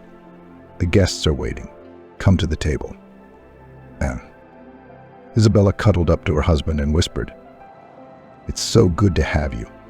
You make me the happiest I've ever been. Always know that." The feast was a success. Life went on as usual. Isabella had already forgotten about that unpleasant meeting with her former mother-in-law. One day, the young people decided to go to the theater. The mother-in-law stayed with George. She loved to babysit her grandson.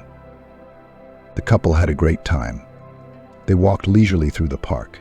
Night, romance, lanterns burning, summer coolness. Isabella vividly discussed the play and the characters. Arnold was pleased that the two of them had gotten out together like this. He listened to the chirping of his wife, her ringing laughter, and it felt so good. Suddenly a groan was heard from the bushes nearby. Then an inarticulate mooing. Arnold, as a doctor, could not stay away. Immediately rushed there and took out in his arms some man. He was badly beaten. There wasn't a living thing. He reeked of alcohol. Isabella shrugged. It was so disgusting. And then she looked up and gasped. Arnold, that's Justin. My God, what an animal he'd become. Who did that to him? What do I do? Should I call the police? Call an ambulance? Or maybe that's what he should do. But Arnold had already made up his mind. No, Isabella, I can't do this. We have to save him. You and I are medical men first and foremost, and we have to do it. We took the Hippocratic Oath. We don't need to call an ambulance or the police. You know they won't take a patient like that. Help me carry him. We'll use our car to take him to my clinic and put him in the toxicology ward. They'll treat him there. They'll get him out of the hangover properly. And then we'll see what we can do with him. I'm amazed, of course, how a man can sink. Isabella nodded. She obeyed her husband in everything, though she wasn't thrilled with his idea of rescuing the traitor. The resentment still lingered in her heart, but she also realized that her husband was right. If they walked by and left Justin like that, she wouldn't forgive herself. Justin came to and couldn't quite place himself. White walls, silence. But then a pretty nurse walked in, and he realized he was in a hospital. She saw that the patient woke up and began to explain everything to him. You're finally awake. Consider it your second birthday recently. And thank our Dr. Arnold Malashev. It was he who found you in the park at night in such a state and saved you. And he's paying for your treatment in full. A golden man. Why do you drink so much, dear? You have a whole bunch of diseases because of it. Okay, I'll bring you some lunch. Today we have mashed potatoes and cutlets. Are you hungry? Justin was terribly embarrassed. He couldn't remember anything at all. His last memory was drinking his 5th bottle in a row with his buddies. Then he got sick, his eyes went black, and that's it, blackouts. So Isabella's current husband saved him. But why? He mumbled indistinctly. Thank the doctor. Can I go home now? I have to go home. I have an old mother there. The nurse just shook her head. No, my dear, you can't. You're going to be here a long time, I guess. Hang in there, till we get all the toxins out of you. And don't use your mother's name. She was here and she told me that her son was the only one drinking heavily. I wish you'd take pity on her, so just lay low and wait for lunch. This is a closed ward. You can't escape. If you get violent, they'll lock you up. Don't I understand why you want to go home? You want a drink. Yeah, the man was shaking. He felt bad. He wanted to run away and have a drink. But on the other hand, now that he was sober, Justin looked at himself from the outside. He went to the mirror and was horrified. He looked like a swollen, beaten, unwashed bum. Justin did not understand how and when he could sink to such a deplorable state, what he had brought himself to. He thought of his mother and hated himself even more. Images surfaced of him hurting her, yelling at her, sneaking appliances out of the house. Panic and shame gripped the man. The door to the room opened, and Arnold walked in. Justin flinched and mumbled. Hello, Arnold. Thank you for saving my life. Even though I'm a worthless little man, I trampled on my own life and lost everything. I've got no family, no job for a long time. Nothing, in fact, except the damn bottle. Help me out of this vicious circle. I won't be able to do it myself. The doctor shook his head and said sternly, It's up to you. If you don't make any effort yourself, you'll be lying drunk in the yards and streets. No one will help you.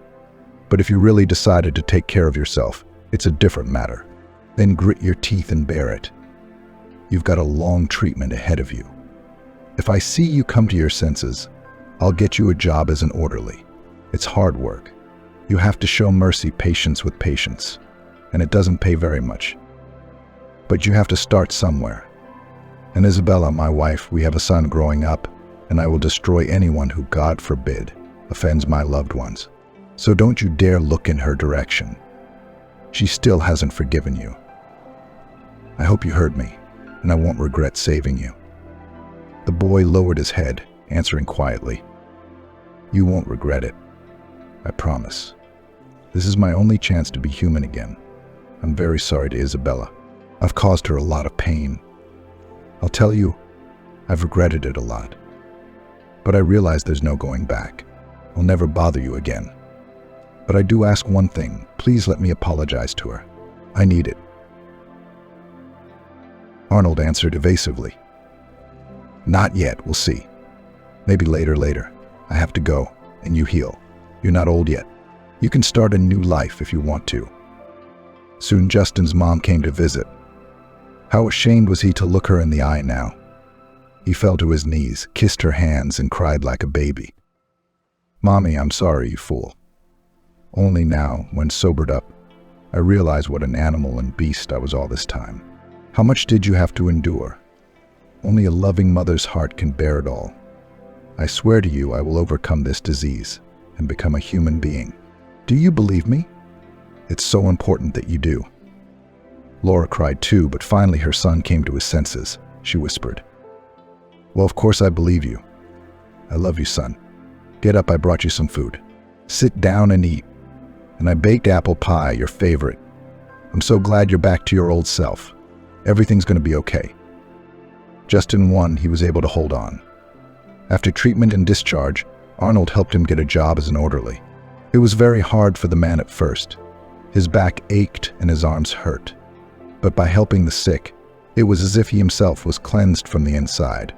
He saw how people were suffering, how they were trying to beg help from fate, and the slightest chance to get back on their feet. Justin began to appreciate every minute of his life, and he never looked at alcohol again. A year later, he found happiness. He met Hillary, the barmaid. This giggly girl literally infected him with positivity. She was so easy, so good. Justin didn't lie to her. Honestly told her about everything. How he was a scoundrel. How he had offended his ex-wife. Hillary took it philosophically. They said that what was, you can't get back. The main thing that now the man has changed. All this time Arnold periodically communicated with Justin. You could say that they even became friends. Except Isabella didn't know anything about it. At the slightest mention of her ex-husband or mother-in-law, tears came to her eyes and spoiled her mood. She found it hard to breathe and panic set in. But Arnold, as an experienced doctor, understood. This is the body's reaction to the stress experienced. The woman is trying to push the past out of her memory, to push disturbing memories into a distant corner. But that was fundamentally wrong. He understood she needed to say everything, to spill out all the pain and forgive. Only then would her soul be completely at peace. Justin was tormented too. He was tormented by his conscience, burning with a hot iron from the inside. He had asked Arnold more than once for permission to see Isabella, but he had refused every time. Now he did. Let's do it this way. You and Hillary come to our house on Saturday. Isabella won't make a scene in front of strangers. I'll give you two a chance to talk alone. It's something you both really need. And then we'll see how things play out. Personally, I can see you've really changed, become a different person. But will Isabella understand that? Will she forgive you? I don't know, but it's worth a try. Justin was very happy. He told Hillary everything. She supported him and promised to help. Isabella, on the other hand, had no idea yet. Arnold told her that his acquaintances were coming, a couple of newlyweds. The table was set. The hostess had done her best, and here came the guests. First, a pretty, full-bodied woman entered the house. She said hello, handed little George a toy tank. Isabella found her very pleasant. The woman sat her down at the table and kept asking her questions. Where's your husband, Hillary? Why doesn't he come into the house? The woman hesitated, and Arnold took her under the arm and said, Honey, Hillary's husband is waiting for you outside. He has something very important to tell you. Come out to him for a minute, please. Isabella didn't understand, but she went out. She thought, what secrets, what kindergarten? But when she saw Justin, she immediately turned pale as chalk and felt sick again, short of breath. Her heart jumped out of her chest. She almost screamed. Why are you here? Go away, get out. I don't want to see you. But the man stayed where he was and began to speak. I beg you to listen to me, Isabella. Just 1 minute and I'll leave if you want me to. I have realized and understood many things since our divorce, and I still feel like a scoundrel and a scoundrel. I don't want anything from you. I won't hurt you anymore. I just came to repent. I want you to know that you are the best, the brightest thing in my life. I ruined it with my own hands, and I paid for it. Almost died of drunkenness. I lost everything. I came to thank you and your husband Arnold. He's a real man like very few men. Thank you for picking me up in the park and saving me, even though I deserve to just walk on by. I won't hurt you again. I realize I lost my son too, that he thinks Arnold's his daddy, but you can stop hating. Let go. Isabella was angry. Forgive. Do you know how I cried in the hospital? I almost lost my baby. I thought I was going to lose my mind. I know you threw me out of your life. And she slapped her husband. How long had she dreamed of doing that? The man didn't fight back, didn't shut down, stood meekly and silently. Surprisingly, the panic and fear began to let go of Isabella. She inhaled and exhaled calmly, as if she had finally let go of her resentment. At the screams, Hillary ran out and began to wail. You'll forgive us, Isabella. It was a foolish idea to come to you. We'll go, I suppose. You will forgive him if you can. Isabella was suddenly embarrassed by her behavior. It wasn't exactly people's fault anymore, and Arnold had arranged all this for her. The woman replied, I guess we should all just calm down. Nobody's going anywhere, and there's so much to do. Let's go to the table. Arnold exhaled. Justin's stiffness and tension slowly disappeared, too. It was fun. Hillary told funny stories about the patients, and her husband tried his best to lighten the mood. Little by little, Isabella relaxed. To her surprise, she began to notice that Justin had really changed. He didn't even touch alcohol, he was serious. He talked a lot about the meaning of life, about his mother. Isabella involuntarily listened to herself and realized that she no longer felt anything for Justin at all. But looking at Arnold, she was overwhelmed with love and tenderness. He was her nearest and dearest. Justin found it hardest to look at George. The baby was reaching for his father. He kissed him, tickled him. It was obvious that he loved him sincerely. Justin thought, what a fool I am. I could have raised my son the same way. And now he won't even know I'm his daddy. When he and Hillary got home, the man suddenly said, Hillary, honey, give me a baby. I'll be a good daddy. I promise I'll never touch a bottle again. I've made so many mistakes in my life. And now I want to build a real family with you. You're the only one who understands me like no one else. The woman snuggled up to her husband. She really loved Justin sincerely and wanted to live with him all her life together. And she herself had wanted a child for a long time. But because of her fullness, the relationship didn't work out. And Justin was the first who saw her soul whole, who loved her. Slowly, the young people became family friends. They celebrated important dates together and socialized closely.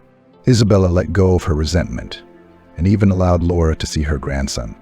Her soul had mellowed, all thanks to her wise husband Arnold.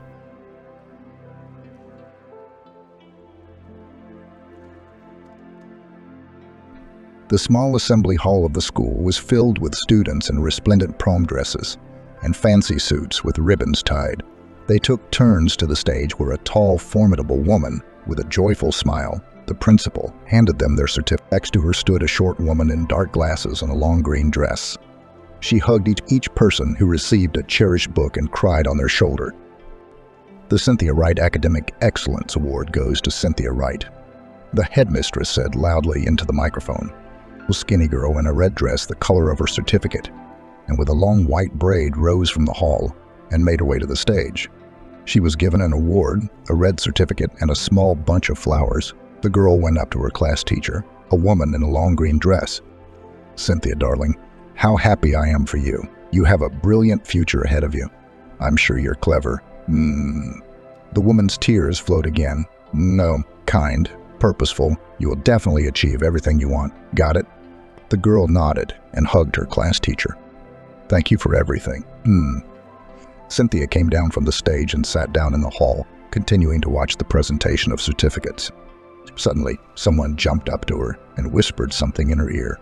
Cynthia opened her eyes wide and jumped up from her seat. She has decided to leave the child in an orphanage. Do you understand? Shouted the mother to the girl. We have to do something. Stay here. Nah, Cynthia ordered and ran towards the house. Thankfully, it was not far away. The girl ran into the house and saw her older sister, who had already packed a bag for the baby and was holding the girl in her arms. Betty, what are you going to do? You're not just going to leave this little girl at the orphanage, are you? Cynthia asked. She looked hopefully at her sister, who had gathered her long dark hair into a thick braid and was wearing a tracksuit. She didn't look like herself now. Usually a bright and majestic girl who gathered crowds of guys around her, she was now unassuming.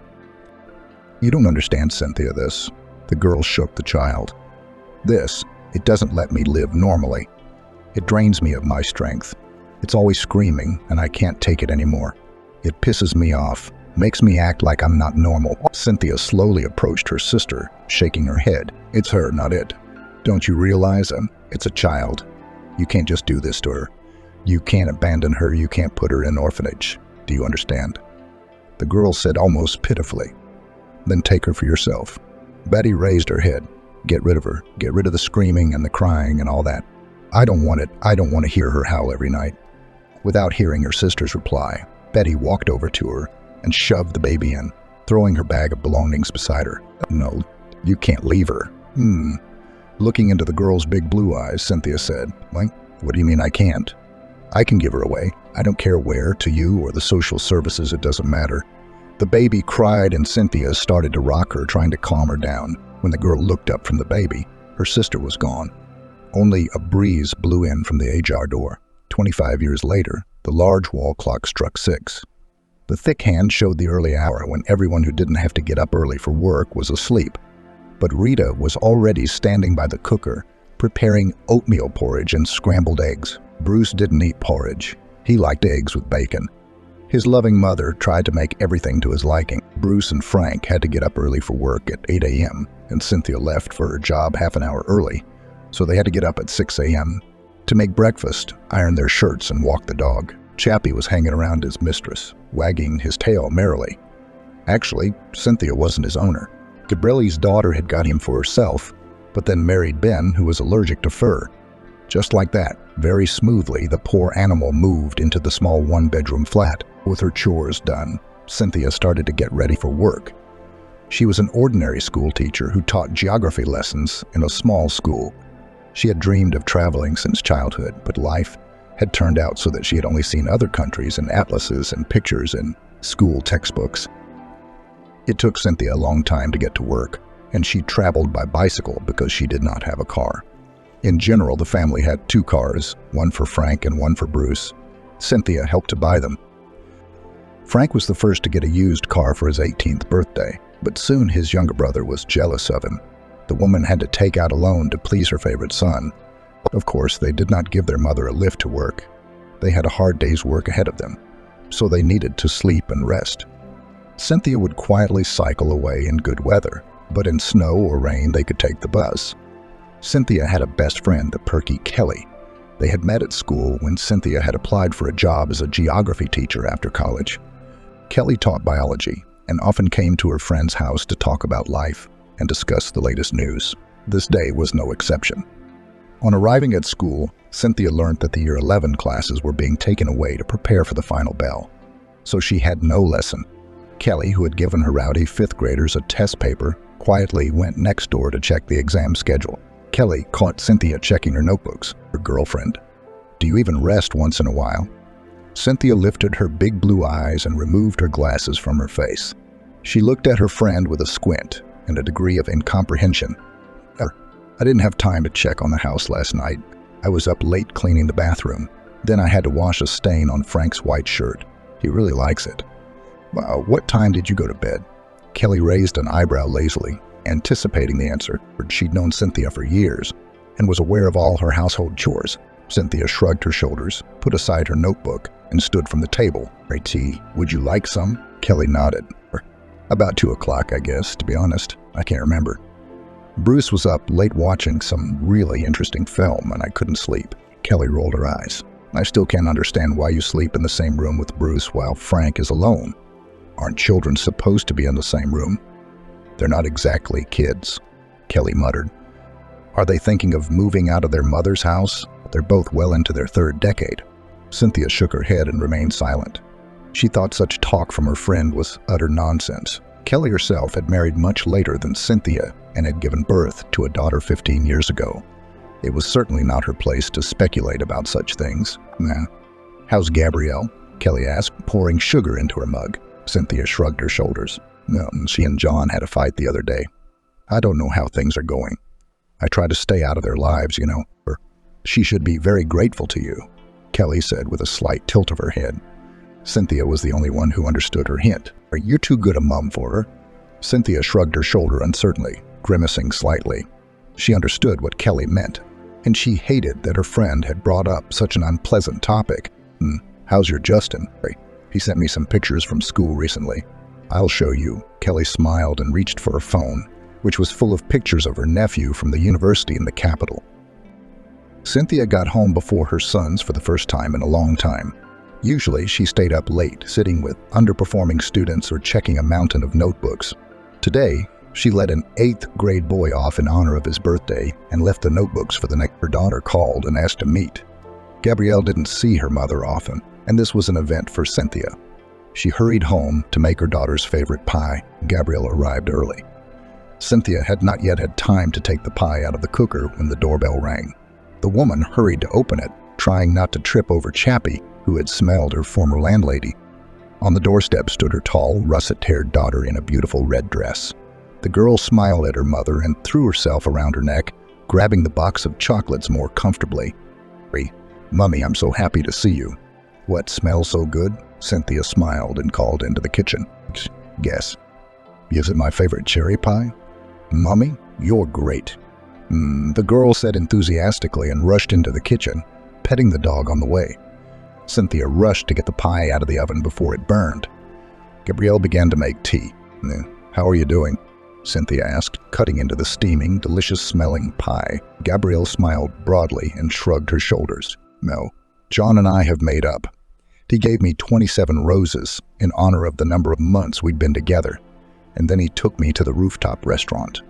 You should have seen how beautiful it was." Cynthia smiled, happy for her daughter, putting the cake on the table. She sat down on a stool. Gabrielle set out several flavored mugs of tea and sat opposite. "How are Bruce and Frank? Haven't called them in a while." Cynthia shrugged, setting the pie down for herself and her daughter. Bruce, studying. He's almost done his diploma. And Frank, I think he's got a girlfriend, but he won't tell me anything. Can you believe it? I don't even bother. He's a big boy, he's only a year and a half apart. I think he knows what he needs to do with a girl." Gabrielle laughed. Cynthia picked up on the laughter and shook her head. "You know, John and I have decided to take out a mortgage so we can have our own place. We're going to have kids soon, and it's hard to raise them in a rented flat." "So, why are you making excuses?" exclaimed the woman. "That's right. I raised you in a foreign city in a flat that didn't belong to us. So having your own flat is the right thing to do. Are you saying that to share or to get me to give you my approval?" Gabrielle set the mug down and the smile came off her lips. She looked out the window at the leg of the kitchen table and finally shifted her gaze to her mother. "Not for this. Not for that, you see. You have to make a down payment to get a mortgage. John and I don't have that kind of money right now, and I thought..." Cynthia left her cup of tea too and looked at her daughter carefully. "Do you want me to give you money?" Gabrielle shrugged her shoulders. "I know you have some. You're saving up for a holiday abroad. There's not only money for holidays, but also for a rainy day." Cynthia said slowly. The joy of her daughter's arrival had already waned, and the woman spoke with a note of sadness, foreshadowing an unpleasant conversation. "Hey, do you want me to give you the last of my savings?" "Not exactly, Mom, but how can I explain to you that we need the money? We need a place to live. As soon as John gets his bonus, we'll give you some of it back, and then..." The woman raised her hand in front of her, asking her daughter to shut up, and pressed her lips together. She hated saying no to her daughter, hated saying no to her children, but sometimes it had to be done. "You haven't paid me back the money you took out for John's car almost a year ago. You promised me that you and the bonus would pay me back then too. And then it was the last of the holiday money too." Gabrielle rolled her eyes. "Ma'am? Are you kidding me? You're the one who's going to remember every penny of it." Cynthia grinned bitterly and shook her head. "No, I'm not remembering every penny. I'm just asking you to be a little more considerate of your mother.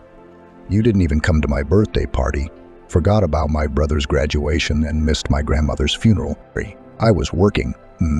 Gabrielle exclaimed. Me too, but for some reason I always came to your holidays. And even when you and John had your first fight, and you sat crying on the seafront in the rain, I took off work and came. Don't you remember that? Gabrielle looked away and pressed her lips together just as her mother had done a few minutes ago. So you won't give me any money then? Cynthia shook her head. Gabrielle jumped up from her seat, nearly dropping her chair, and rushed to the door. Thanks for your help, Mommy, the girl said, slamming the door. Latchings, the woman lowered her head, tears flowing from her eyes. She couldn't hold back any longer. Large, salty drops fell on the white tablecloth. Sobs were heard throughout the flat. Something clenched in Cynthia's chest, causing her unbearable pain. In the evening, when Cynthia had calmed down and was minding her own business, her sons returned. Mom, Bruce called out. Are you home? Cynthia answered from the kitchen. She was preparing dinner for her sons. I asked you to iron the white shirt yesterday, and you ironed the blue one. Like a fool, I went to the open house alone in blue. The woman rolled her eyes tiredly. She probably would have tolerated it another time, but after her conversation with Gabrielle, she was on edge. The white one was hanging in the wardrobe. It wasn't that hard to get it out and iron it. It would take a couple of minutes. Was it hard for you to remember my request? The boy asked capriciously and walked into the kitchen. Cynthia turned sharply in his direction and threw the towel back on the fridge. You're almost 22 years old. You're a grown-up guy. You're dating girls and looking for a prestigious job. And you're asking your mom to iron your bloody shirt? Are you going to hide behind your mom's skirt for the rest of your life? You're just like your deadbeat dad, said the woman loudly, throwing off her apron, and she walked briskly to her room. And yes, you sleep in your brother's room now. I am a grown woman, and I want to spend my free time in peace, not listening to your conversations and watching films at 2 a.m. Earthquakes are caused by the shifting of lithospheric plates. The most seismically active zones in our country are the San Andreas Fault. The largest mountain system of the continent is the Cordilleras, where the highest point, Mount Denali, is located. There is also the largest volcano, Yellowstone caldera. It is very dangerous to live there. There is a risk of earthquake or volcanic eruption. Japan is also in a seismically active zone. Shifts of lithospheric plates also cause the formation of large mountain ranges. The higher the mountain, the earlier it formed, meaning one plate moved on top of another. Cynthia spoke slowly and measuredly, twirling her pen in her hands and occasionally looking out the window. She liked to teach lessons, but sometimes she would forget her homework on purpose and teach new material without paying attention to the fussing and talking of the students. There was a reason for that now. My mind was reeling over the past day, and Cynthia couldn't figure out who was right and who was wrong. She felt she had been too harsh with the children. After all, it wasn't Bruce's fault that she had forgotten about the white shirt. Gabrielle was just starting her adult life, and she needed her parents' support. Besides, comparing her son to his father was fundamentally wrong. Cynthia was sure that she had managed to raise her sons differently from their father, who had abandoned the family when he saw the first skirt he saw. Bruce did sleep in his brother's room. In the morning, Cynthia didn't say anything to them, and, offended, went to work to check the notebooks left over from the previous day. It seemed so wrong, but a voice inside, still offended by her daughter's words, argued that Cynthia had done the right thing. The woman's musings were interrupted by the creak of the door, which slowly opened and a short, blonde-haired boy entered the study. He dropped his backpack beside his desk and sat down, grinning at the teacher. Cynthia, surprised at his insolence, stood up from her desk, towering over the 8th graders, and someone started laughing. All thoughts of home and problems with the children immediately popped into Cynthia's head. She looked at the boy, at his smirk and cheeky face, and immediately remembered her children. Remembered Gabrielle's face when she heard her mother wouldn't give her money, Bruce's face when he'd wondered not to eyeball the shirts. And the woman snapped. Henderson stood up quickly from the table. Or else what? Brazenly grinned the boy. Otherwise your parents will be called to the school, and you'll be out of here immediately, Cynthia said sternly. She glared at the student with anger. His every movement, every sound and smirk made her hate him. What's wrong with you? Do you even know who my father is to say such a thing? You're a bloody mama's boy, Henderson. Cynthia continued, you will leave my office immediately. Or what? You're gonna drool on the baby. You're a loser like every other teacher in this school. You work for pennies, you're unhappy with your life, you hate children, and you've been out of a man for a long time, Mrs. Cynthia. Cynthia opened her mouth and gasped with indignation. Her hands clenched into fists. She looked at the boy and saw only evil in the flesh. The woman grabbed the schoolboy's backpack with one hand, his ear with the other, and hurried to the door. She almost threw the boy into the corridor, followed by his briefcase, which hit the concrete floor and all its contents fell out. "Get out, you little rascal," she shouted. "Shove your arrogance down your throat. And don't you dare come into this office again. You nasty, brainless boy." Cynthia slammed the door angrily, just in time to see the shocked teachers standing in the corridor. The woman shifted her gaze to the children and saw the frightened looks on their faces. They looked at her with fear, huddled into their desks. Cynthia sighed and returned to her seat. The students tucked into their books. After everything that had happened, Cynthia pondered the boy's words. He had a point. The teachers at the school worked for little pay, tolerated the insolent remarks of students like him, and were not happy with their lives. Every day, Cynthia observed herself to Kelly and the other colleagues. They were all terribly tired, with lots of problems at home and at school. Some who succumbed to life's difficulties were feared by the children. Some who chose the tactic of defiance were loved by the children. The second option belonged to those teachers who happily went home, letting children go home a few lessons early, not conducting tests and talking to them on extraneous topics. Oh yeah, those kids loved them. True, then in colleges and universities screamed about not knowing English or physics.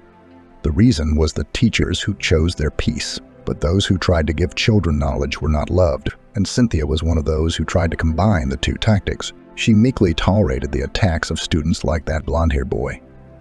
Going along when kids asked to be let off early on Friday or the last day of the quarter, while still trying to teach lessons and provide knowledge, the woman never thought the day would come when her kindness would only lead to trouble. There were not many students like Henderson, but those few who took advantage of her teacher's kindness and in time became insolent. The school disliked the teachers most of all because of them and turned into nasty and strict, not compromising and wanting only to leave the hated job as soon as possible. Henderson, however, was special. His father, a local MP, had a lot of power and gave his son to a rich lyceum where such children brought everything on a platter. However, after another scandal involving the son of the mayor of a neighboring region, the deputy had to send the boy to an ordinary school to save his place. Of course, at first it was difficult for him, but soon he realized that he could trump his father's influence and actively used it. The teachers got away with it, the children were shunned, and everything was relatively peaceful until Cynthia became indignant. She was in a bad mood.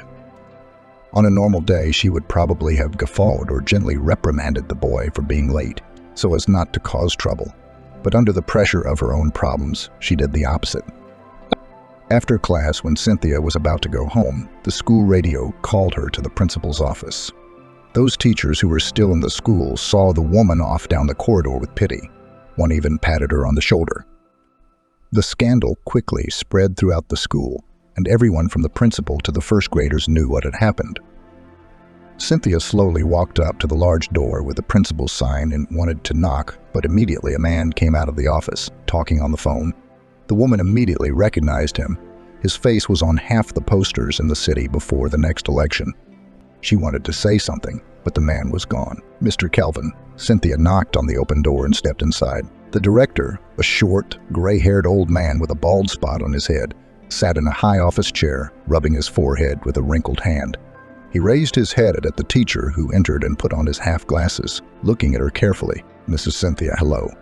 Mr. Kelvin said hello and pointed to a chair in front of the desk. Cynthia nodded and sat down. "Is this about Henderson?" Mr. Kelvin nodded. "I'm sorry, Cynthia." "Cynthia, I remember you as a girl when you came in after college with a baby in your arms. I remember everything you did for the school. But you realize we don't want any conflicts with the deputy, don't you? How did you even get that boy thrown out of your office by force? That's not like you." Cynthia lowered her head low and sighed. "I'm sorry, Mr. Kelvin. It's just I'm having problems at home and a bad day." And he said that sort of thing, me. Cynthia sighed, trying to hold back tears. Mr. Kelvin held out a glass of water and shook his head. He folded his wrinkled hands on the table, squeezing their lock with force. "I'd love to keep this thing quiet, Cynthia, But you have to realize that the school doesn't want any trouble with his father. We'd lose our funding and we'd be inundated with inspections. All the teachers will be sent in for performance reviews. It's easier for me to leave the school." Cynthia concluded quietly, taking a drink of water. Resentment and despair squeezed her throat, cutting off her oxygen supply. The woman was almost out of breath. The school was part of her life. She had worked there for over 20 years. The office, the children, the lessons. The notebooks all seemed so familiar it couldn't be otherwise. And now that part was being taken away from her, leaving her soul torn to shreds. "I'll let you resign on your own. I'll try to keep it quiet so the details don't get out, but you know it's hard to hide. Everyone will talk, and the kids will bring other stories to their parents. If you ever want to work in a school, it won't be in our town."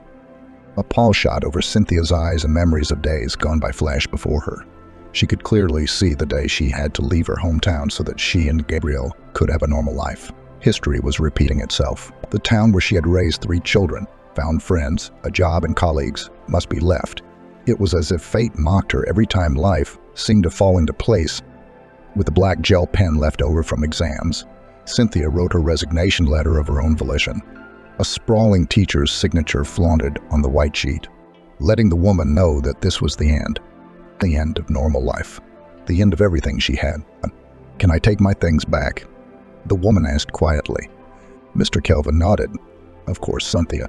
You can come and say goodbye to your children, to your colleagues.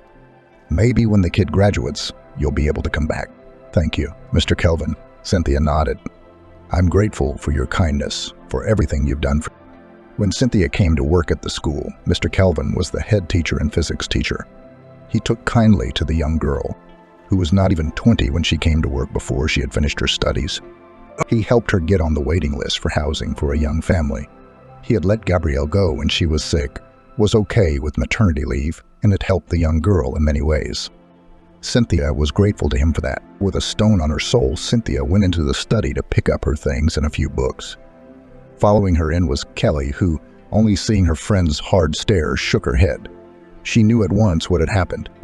"Did the principal give you time to pack your things and say goodbye?" "Nay, he's wrong. It's not your fault what happened. That's what we all wanted to do to that underachiever." "Kelly, I threw him out into the corridor. He fell on the concrete floor. Thank God he didn't hurt himself. Not only would I have been sued, but I wouldn't have been able to forgive myself." Cynthia exhaled and sat back in her seat, covering her face with her hands. "The fact that they let me resign is lucky. You should be fired with a reprimand in your personnel file. Not given a free pass." Kelly walked over to her friend and hugged her lightly from behind. She rested her head on her shoulder and remained silent. "The house is a mess.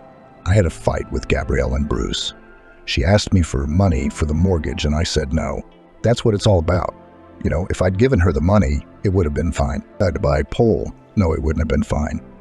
Kelly said sharply, "They're grown-ups and they're on your back. You wouldn't be able to stand it if not now, then later, and you need to start your life without them. They're your children. I understand that, but you can't give them all of yourself. You've already done too much for them, especially for..." Cynthia shook her head, staring at the desk. She saw notebooks, textbooks, pens, and a newspaper. The woman grabbed it and flicked to the page with the ad. "Now, look," Cynthia jabbed her finger at the small ad on the last page. "There's a cabin for sale, cheap in the neighborhood. It's almost next to where my grandmother lived. She died a long time ago, but I remember being there. It's very beautiful. So buy it. I know you've got the money, and you can almost go back to your family. It's near your hometown, isn't it?" Cynthia nodded. "You can start a new life away from the children of deputies who don't know how to raise sons." Cynthia nodded. "Do you think it would be worth it?" "The peace of mind." "Yes." Kelly's husband, William, helped Cynthia move things into her new home. The woman packed everything up while her sons were away. She left them a little note and left, determined to start a new life. It seemed so strange. At 40-plus years old, starting a new life, Kelly didn't understand her friends' worries, constantly cheering her up. The cottage was not far from Cynthia's hometown, a 40-minute bus ride away, and she could be at the cemetery where Cynthia's mother and father were buried. It was lovely, although the cottage did seem a little dilapidated. William had told them that it could be rebuilt, the roof patched, the kitchen floor redone. The gas was there, the walls were strong, even the furniture. The man shifted his gaze to the chair that had broken after Kelly had sat on it, almost intact. How are you doing on the money? Cynthia shrugged her shoulders. I've spent most of it on the house, of course, and I haven't added to the piggy bank in a while. But it's enough for the first time. Maybe I can even pay for roof repairs. Do you think it's expensive? William scratched the back of his head and looked at the roof. If you hire a crew, yes, you can find handymen in the village. They'll do it cheaper, but the main thing is not to hire alcoholics. They will drink more than work. And Gab grinned. Oh no, okay, well, thank you guys. You've been a big help. Kelly waved goodbye to her friend and got into the car. She had to get to the rehearsal for the last bell. Her 9th grade class was graduating. Cynthia stepped out of the house and took a closer look around. It was small, 4 rooms, a bedroom, kitchen, bathroom, and hall. There was also a small porch, but it was a summer porch, and it was hard to count that as a separate room. Cynthia considered herself very lucky to have bought the house for such a small amount of money. When she asked the seller why it was so cheap, he said the village was dying out and the school might be closed soon. No one was going to buy a house there, and he had inherited it by chance from a great aunt who had died, so he didn't value it much. There was a lot of work to do to improve the house, but the woman was ready for it. She was finally alone.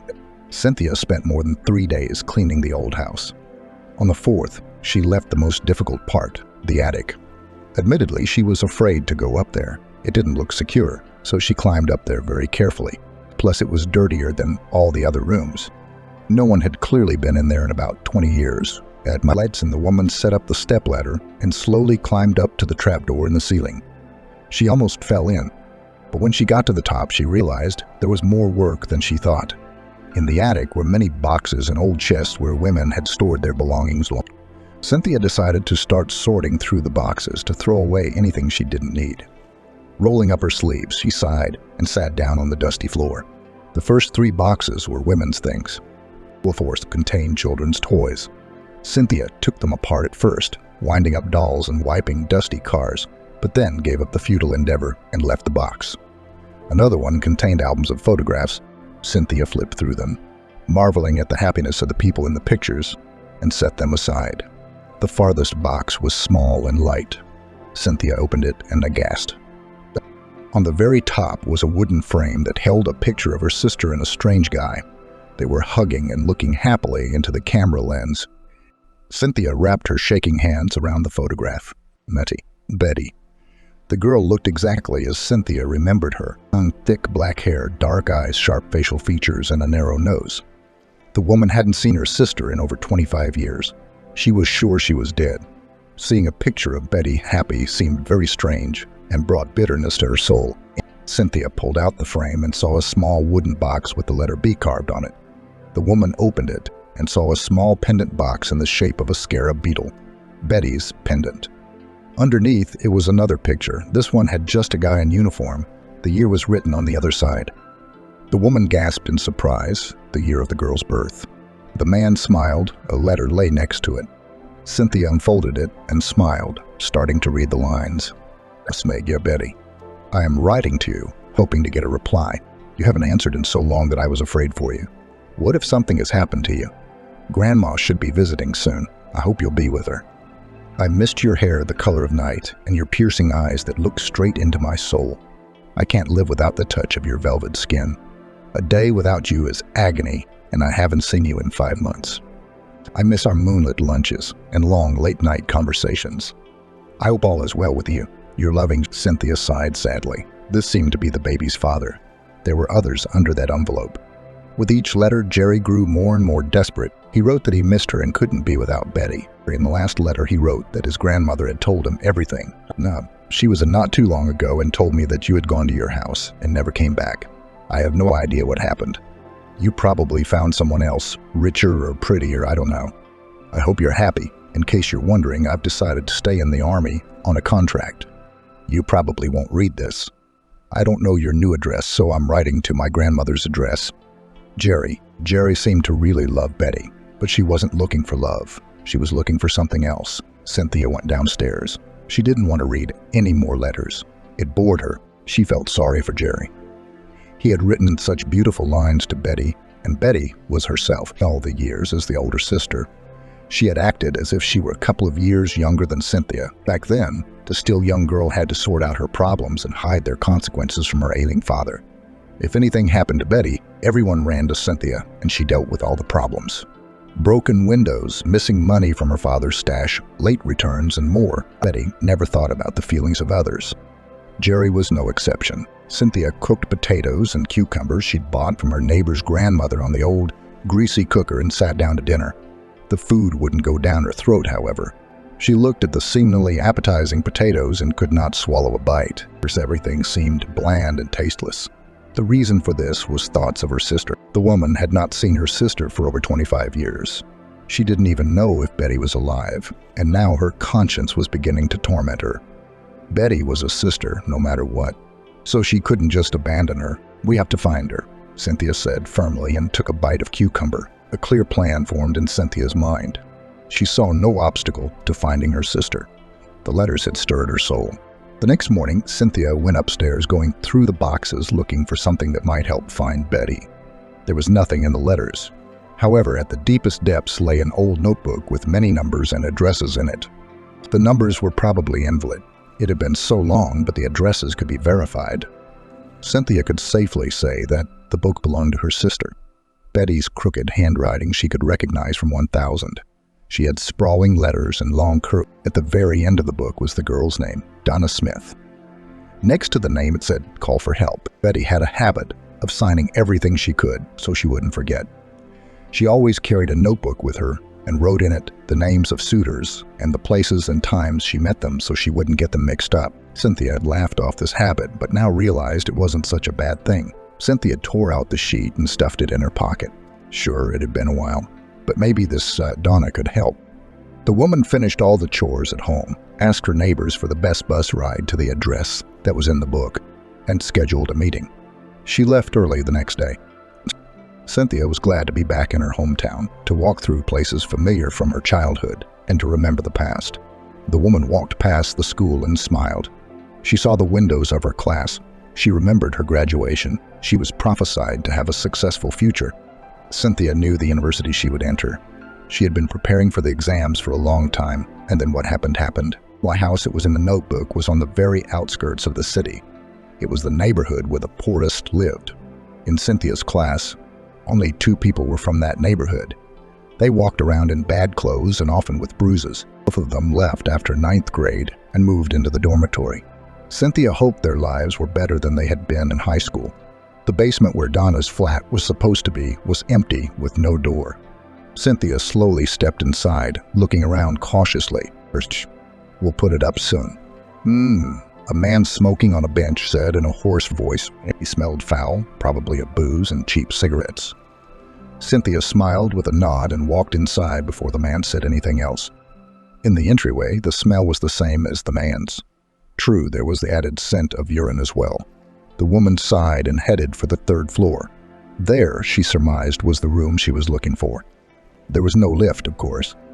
Flat number 11 was on the 3rd floor. It had a large metal door with obscene writing scratched on it. The bell was pushed through the wall. Cynthia pressed it and gently removed her hand. There was no telling if it worked or not. A moment later, Cynthia heard heavy footsteps outside the door. Someone was walking towards the door and grumbling under their breath. "Who has come in there?" The woman asked and opened the door. The woman was tall, full, with thin hair pulled back with a scratched hairpin, wearing a drab dressing gown and a grease stain on her chest. Cynthia smiled. "Hello, Donna Smith. Depends what for." The woman stretched out, looking around her. "You see, I'm looking for my sister. Her name is Betty. She wrote your address in her notebook." The woman made an incomprehensible rumbling sound and laughed. "Betty, I haven't heard from her in years. I owed her a favor, so I helped her about 30 years ago, maybe less." "When was the last time you saw her?" Donna shrugged. "I'm telling you 30 years ago. No 25. The neighbor's boy was born then. His mom was screaming when she went into labor that day. We just celebrated his 25th birthday." "What did she want?" "Where did she go?" "She came running and all hell broke loose. She asked me to help her find a place to live. But I gave her the number of a friend who rented a room in a communal flat in the region. She took it and ran away." "Can you give me the address?" Donna grinned and held out her hand. "We don't give out information for free." Cynthia rolled her eyes but reached into her purse. Pulling out a 3-note, she handed it to the woman and tilted her head. Donna went back into the house, tore a small scrap off the wall calendar, and wrote an address on it in scrawled handwriting. "There you go, Snow White. But there's nothing for you there." Shrugged her shoulders. "No. Why not? I heard she got married, so I don't think she's been this dump in years." Cynthia had been told that phrase too often lately. So she grimaced, snatched the paper with the address out of the woman's hand, and walked away. "Thank you," Cynthia mumbled politely. After being in that entrance, she wanted to wash up, so she went home. She had time to go to the address. The next day, Cynthia went to the school to ask about the vacancy. She had no intention of going home. Of course, the kids called her, but she didn't answer. That's what Kelly had said. Her opinion was one the woman usually listened to. Of course, it was heavy on her heart that she hadn't answered her sons. However, for the first time in a long time, the woman felt free. The school was small, 2 stories high, windows open everywhere. May was hot, and children with watering cans were running around outside. Next to them was a short woman with white hair and a long skirt. She was giving directions and periodically approached the girls who were planting flowers. "No, Cooper, haven't you ever planted flowers before? What is this? You should have covered it all the way with..." Cynthia chuckled softly and walked over to the woman. Excuse me, could you tell me where the principal's office is?" "Or good afternoon." The teacher smiled. "Are you someone's mom?" "Oh, no." Cynthia shook her head. "My children are grown up. I moved to your village recently and I need a job. I thought you might have something here. Are you a geographer by training?" "Oh, we've got a vacancy for a geographer, but you might find something, Mrs. Camille. Ground floor, 3rd office, go in and walk straight ahead. Her door's on the left. Don't miss it." Cynthia nodded gratefully and went into the school. The headmistress' door was indeed where the woman had said. Cynthia knocked. A thud was heard. "Come in, mate." "Hello, my name is Cynthia. I'm a geography teacher. I just moved here and I need a job." Mrs. Camila nodded hello and smiled broadly. "My name is Mrs. Camila. I'm the principal. Have a seat, tea, coffee." Cynthia shook her head and sat down. "The geographer's seat is unfortunately taken. But we have a vacant place for a teacher of technology, drawing, and Russian. Russian you will hardly agree to teach." Cynthia nodded. "I think there's a technology class there, don't they?" That was Mrs. Brooke. She's a biologist. She's working 2 jobs. She's not doing anymore. She teaches everyone's biology too. Classroom management. She's also the head teacher. It's a lot of work. Then I could take the place of the technology teacher." Cynthia smiled. "Would you mind?" Mrs. Camila shook her head.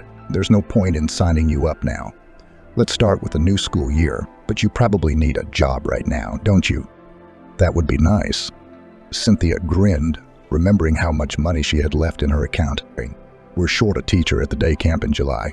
"Agreed." Cynthia nodded. Mrs. Camila brightened up and took a blank sheet of paper out of her desk and wrote something on it.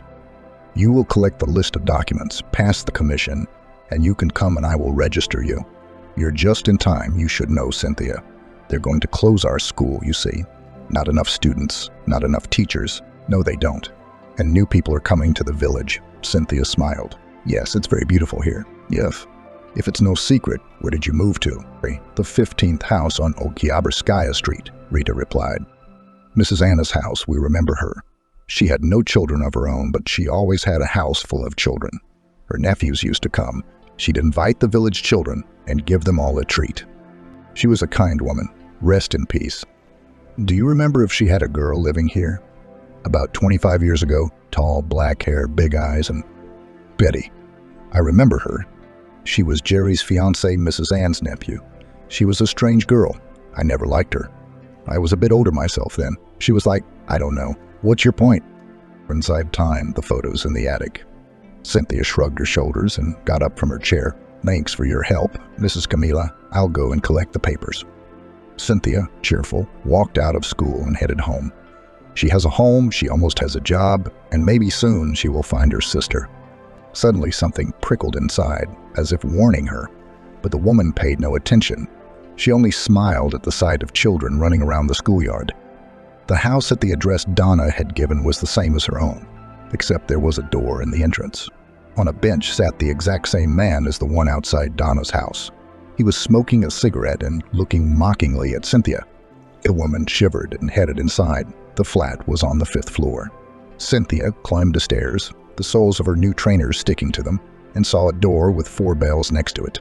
The woman was confused and rang the first one, and a few seconds later someone opened the door. And, "I'm not buying anything," an old woman's voice squeaked out. "I'm not selling. My name is Cynthia. I'm looking for Betty Wright.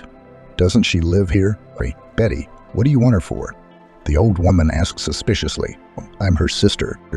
She doesn't have any sisters. I lived here before her. She never had any sisters. Why don't you call her?" Cynthia asked irritably. "Aunt Emily, how long are you going to hug the door?" Came a loud female voice. "And this is for you," the old woman said snidely and ducked back in, slamming the door shut. Cynthia stared shocked at the closed door. A few seconds later, it swung open again. "Who's there, Cynthia?" A woman with short black hair, dark brown eyes, and plump pink lips appeared on the doorstep. The woman stood in a silk dressing gown and shocked, staring in front of her. "Betty." Cynthia couldn't bear to look at her sister. For the first time in ages, she realized she had done wrong. She shouldn't have let Betty go. She should have stopped and helped her. Then things would have been different. "Grace, come in. Are you all right?" Cynthia followed Betty into the old-smelling flat. The woman took her sister into a small, cozily furnished room with light wallpaper and a small bed. "Sit down. Do you want tea?" Without waiting for an answer, Betty poured tea from behind the teapot into a cup and retreated to the kitchen. Cynthia began to look at her sister's room. Light floral wallpaper, transparent tulle on the windows, a small dressing table with a shaped mirror and a pile of jars in front of it, a small, evenly made bed with a teddy bear on it. There were lilacs on the window and a fluffy rug on the floor. The room looked well kept and not, to be honest, it wasn't how Cynthia had imagined rooms in a communal apartment. Betty returned a minute later with 2 cups of delicious-smelling tea. 1 cup she set in front of her sister, the other she took for herself. "I won't offer you anything sweet for my figure," Betty said, running her hand over her waist and grinning. Cynthia smiled. "So how did you end up here?" "By chance, I bought a house and found pictures of you in the attic, so I thought I'd look you up. Your friend Donna told me where to find you." "Donna Pampuchetti, huh? I haven't heard from her in 100 years. Well, good of you to come. How are you doing? Married, I suppose?" Cynthia shrugged her shoulder vaguely. "I went out, yes, I came back in quickly. He left me for a mistress. When my eldest son was 10, son. How many children do you have?" Betty asked interestedly. "Me, 3. Cynthia smiled. 2 boys and a girl. "They're grown up, living on their own." Betty clapped her hands with joy and said she had never doubted her sister. "I married a rich man. I thought I was doing well, but he soon swapped me for a young girl.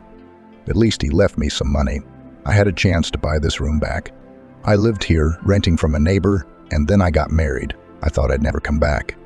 But then life turned round." "Cynthia, listen, I hate to ask, but how is Anessa?" Cynthia frowned. She didn't know what she was talking about. "My daughter, she must have been brought up by her mom or by you. You gave her away?" "Yes, she's not." "No, she's fine. We didn't give her away." Cynthia had a bad feeling and didn't want to tell her sister about her daughter's upbringing. She didn't understand why she had such thoughts in her head, but she didn't want to. "All right, well, how are Mom and Dad doing?" Cynthia looked away and pressed her lips together. "Dad got worse after you left and left us soon after. And Mom died 4 years ago of a heart attack. I'll give you the address of the cemetery. It's not that far." Cynthia sighed. "I don't understand how in all these years you've never met Mom. I moved to the next town over." Betty shrugged her shoulders. She seemed so friendly that Cynthia couldn't believe she was her sister. Of course, it had been so many years, and she was even glad if Betty had her head on straight. But it was strange talking to her after everything that had happened between them. "Betty, I found pictures of you and Jerry in the attic. There were letters too, and I'm sorry, but I read them and I don't understand why it happened between you and Jerry. Why did you leave him?" The woman lowered her head and covered her face with her hands. She looked like she was going to cry. She was breathing hard. "I was a fool then, Cynthia. You know, a fool. He loved me for real and I fell for the money. When I got pregnant with Anessa, I thought it was the end of everything. He was going to be in the army. I'd have to follow him and the baby around. I didn't want that. I dreamed of a rich life of happiness and freedom, and here was a child. I didn't have time to get rid of it. I had to give birth. And then I fell in love with him. Rich, handsome, tall. He promised to take me with him. So I decided to give Anessa away. What can I say? I was a fool." There wasn't a day I didn't regret it. Do you think she'll forgive me? Cynthia listened to her sister with bated breath, and then she opened her eyes wide and was silent for a few seconds. No, she has a family, and she doesn't know that her mother is not her own. The frightened Cynthia said, "It's better not to spoil the girl's life, not to make her quarrel with her mother. She has a good life," and Betty sides. "Now, I understand, Cynthia. Thank you for telling me. At least I don't have to worry about my daughter now. My spirits are in place. I wish I could find Jerry. I've been thinking about him lately, too. He's in his 5th decade. My health's failing. I live in a shithole. I work in a shop. So I've been having these thoughts. I don't even know what to think about.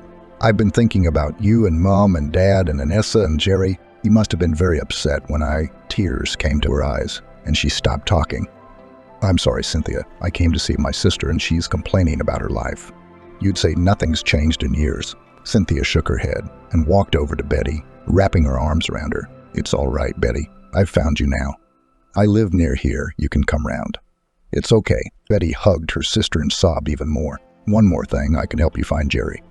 I bought a house from a relative of his, so in theory," Betty pulled away from her sister and looked at her with eyes shining with hope. "Really? Cynthia, you're not joking?" "No, of course I'm not joking about it, but are you sure you want to?" "What if he's already married and has a family?" Betty waved her hand. "I just want to apologize to him for everything. And you too, Cynthia. Thank you. You're the best." Betty's long, thin arms picked Cynthia up and squeezed her so tightly that she could hardly breathe. Cynthia returned home, happy to see her sister. She was shocked by Betty's changes and felt bitter that she had lied to her. After all, Betty had simply made a foolish mistake in her youth. She shouldn't have to pay for it all her life. It seemed very wrong. However, she could not explain the reason why Cynthia had not spoken of Gabrielle. It was instinctive. After dinner, Cynthia pulled her phone out of her bag and saw several missed calls from the children. The woman pressed her lips together and sighed. She missed them, constantly thinking about how Bruce and Frank were doing without her. How was Gabrielle doing? Cynthia resolutely dialed her second son's number. "Hello, Mum." Bruce asked loudly into the receiver. "Frank, come here." "Mum's on the phone, Mum. Why aren't you saying anything? Is everything all right?" Cynthia sobbed. "Oh, Bruce, everything is fine, my golden one. Are you all right in there?" "I'm fine, Mum." Cynthia heard the voice of her eldest son. "Where did you disappear to?" "Neither we nor Gabrielle said anything. She told us about what happened between you two. She was wrong. And Kelly told us about the job. We're sorry. Is that why you left?" The woman shook her head and then answered out loud, remembering that the boys couldn't see her. "No, it wasn't because of that." "Are you guys living well there? Is Gabrielle okay?" "Yes, Mom, it's fine. Come back. We miss you." "Me too, boys, but I can't yet. Sorry." The woman whispered and dropped the call. It became even heavier on her heart. She had never been separated from her children. After calming down, Cynthia dialed the number of the guy she bought the house from. She hoped the guy knew Jerry's address or phone number. He did know, but only the place of employment.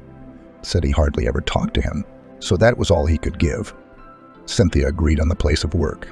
It wasn't too bad, though. The next morning, Cynthia went to the children's sports complex where Jerry worked. At least that's what his relative had said. It was a large building. Cynthia approached the security guard and asked how to find Jerry. "Thanks. What's the last name?" Cynthia shrugged her shoulders. "Very slight DA Q principal aerations. Arding applied 5 Jerry's per floor here." The woman smiled awkwardly, then aghast and reached into her bag. "Yeah, here's a picture of him. See if you recognize him." Cynthia handed the guard the photo. The man took it and hummed. "That one I know, don't I? Mr. Jerry is a karate instructor. He has a class on the 3rd floor now, room 25. Can you find it?" Cynthia nodded and set off to find him. She arrived just as the class ended, and the classroom was empty. There was only one man, tall, dark-haired, and with a large scar on his face. "Are you Jerry?" The man nodded. "Do you want to put your child in the section?" Cynthia shook her head. "My name is Cynthia. I'm Betty Wright's sister." Jerry frowned. "I don't want to remember anything about her. She's a terrible woman. She's changed." "No," Cynthia shrieked. "She's different now. She asked me to find you to apologize. She's very sorry for what she's done. You see, she's all alone. I don't care." The man said harshly, "She deserved it. After all, she should have been alone." Jerry turned and walked away, leaving Cynthia alone. The woman rushed after him. But please, Jerry, please, she's unhappy and she just wants to apologize. I'm begging you. Jerry stopped, his back tense. He turned round sharply. Betty will never ask for forgiveness. She only loves herself and thinks only of herself. Cynthia frustratedly shook her head. Okay, Cynthia, just for your sake, okay? So you can see who your sister really is. Flexions of the woman brightened up and threw herself around Jerry's neck. None, thank you. Cynthia shivered. When's a good time for you, mates? Let's do it tomorrow at 5 p.m. Cynthia gave Jerry her number, and the next day he picked her up to go to Betty's house together. They pulled up to the house and the man whistled. Or does she really live here? So she should. Jerry, I'm sorry, but you can't say that about my sister, Cynthia asked. She's really unhappy. The man grinned and opened the entryway door. They went inside and up to the door. Cynthia rang the doorbell, but it didn't open. Strange, maybe she couldn't hear it. Cynthia pressed the next button. The door opened, and an old woman's head with a long nose poked through the crack. Mike, what do you want again? The old woman asked. Do you call Betty? I'd call Betty, but I can't.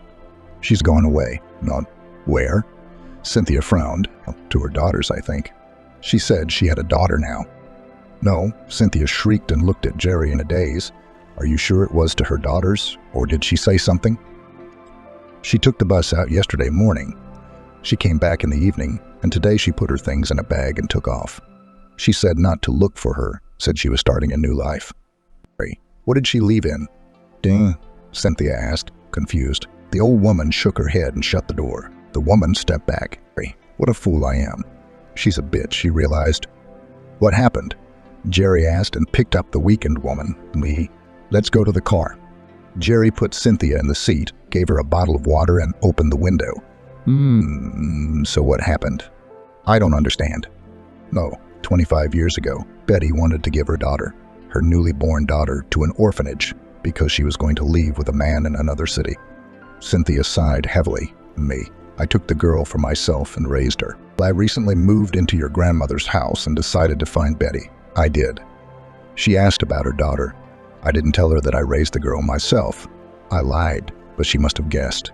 Somehow got the address and went to see her. So what? The girl understands that her own mother abandoned her. Cynthia shook her head. She doesn't know I didn't tell her. I didn't think would ever turn up. No, so call her, tell her. The woman shook her head. How am I going to explain to her over the phone that I've been lying for 25 years? What am I going to say? That her mother is a liar or... Cynthia's phone vibrated. She picked it up and I had starting to cry. Jerry snatched the phone and read the message. Aunt Cynthia, how could you lie to me for so many years? I'll never forgive you for that. The man shook his head and held out a handkerchief to the woman. 25 years ago. Is this my daughter? Cynthia nodded and sobbed again. She doesn't want to see me. How am I supposed to live? The woman asked through her sobs and looked at her phone.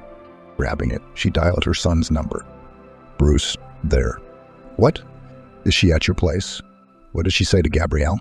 No, tell Gabrielle it's not true. She's lying. She's Gabrielle. Listen, daughter, don't believe her. As she put the phone down, Cynthia cried even harder. Betty told her that I took Gabrielle away from her, that I did it on purpose to leave her without her daughter.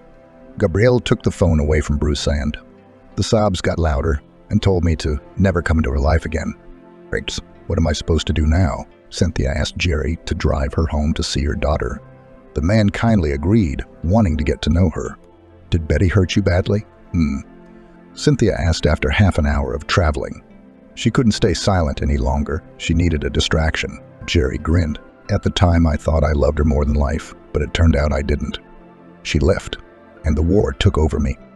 Did you get this there? Cynthia asked, showing us our temple. Jerry nodded.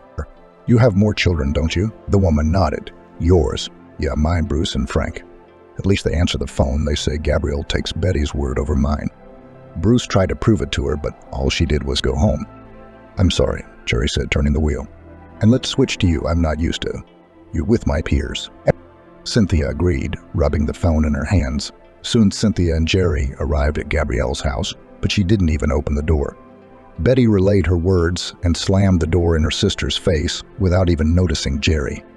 Now, she doesn't even remember me. The man grinned, but immediately stopped talking when he saw Cynthia sliding down the cold wall. No, she wasn't crying. She just couldn't feel anything. Betty had taken a part of her life. "Let me take you home," Jerry said, sitting down next to the woman. Cynthia returned home alone.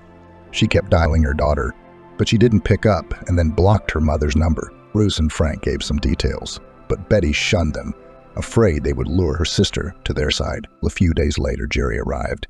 He pulled up beside a leaning fence, got out of the car and clucked loud, "You look like you could use a man. The fence is all fallen down. I see the roof's thin to the first rain." Cynthia stepped out onto the porch and put a hand to her head to keep the sun out of her eyes. "What are you doing here?" "I'm on holiday, so I thought I'd spend it at my childhood home, especially since it belongs to a friend of mine." "Are you going to invite me, or do you have to pay for the entrance?" The woman grinned, waved her hand in the direction of the house, and went to prepare dinner. Jerry did stay at Cynthia's house. He ordered material for the fence and even fixed the roof. All morning he climbed on it, tapping and drilling. After lunch he climbed down, clapped his hands together and said, "Take the job, mistress, not for ages, of course, but for a couple of months will do." "Nay, thank you, let's go inside. I bought some homemade cave uses from my neighbor, would you like some?" "Sure." The man smiled broadly, stretching the scar into a crescent shape. Every day Jerry did something new in the house. Then he ate Cynthia's lunches and praised them. It was mandatory. The woman noticed that the uninvited neighbor was very good looking. He was tall, trim, strong. Jerry was nothing like Cynthia's ex-husband. All he did was lie on the couch after a hard day's work. Every weekend he went to the bar with his friends, and even the day Frank had a fever of 40 degrees was no exception. Cynthia called an ambulance, and during the examination, her husband came back into the house barely standing on his feet. He yelled at the doctor and then went to sleep in the middle of the living room. Cynthia was terribly embarrassed at the time, and the doctor advised her to leave such a husband. Cynthia's new neighbor was a different kind of sensitive and intelligent. He kept up conversations about books and various places. "I've been to Prague. A colleague of mine had gone there. I was visiting him." Rita only smiled dreamily at the stories about different places. "I've always wanted to travel, but first there was Gabriele, then Frank, and then Bruce. Besides, a teacher's salary doesn't really allow for traveling." "Why a teacher?" Jerry asked and leaned back in his chair. He and Cynthia were sitting across from each other in the living room. After a hard day's work, they were planting potatoes. Of course, it was late, the end of May. But a neighbor had given them a few buckets and said that if Cynthia was going to stay in the village, she had better plant a vegetable garden. Jerry, as usual, was not left out. "I wasn't going to go to teacher training school. But Gabriel came along, and I blew the entrance exams and went to another town so as not to hear the neighbors' ridicule. So I went to the Pedagogical Institute, and then I went to the correspondence department, barely graduated, and went to work. That's the whole secret. Of course, I like to be with children, but it's hard. I got kicked out for throwing a student out into the corridor by force. There was a whistling sound in the room. Jerry shook his head in surprise. "Me, you." "I don't believe it. That was wrong." Cynthia shook her head, and besides, he was the son of a deputy. "I also framed the school I worked at.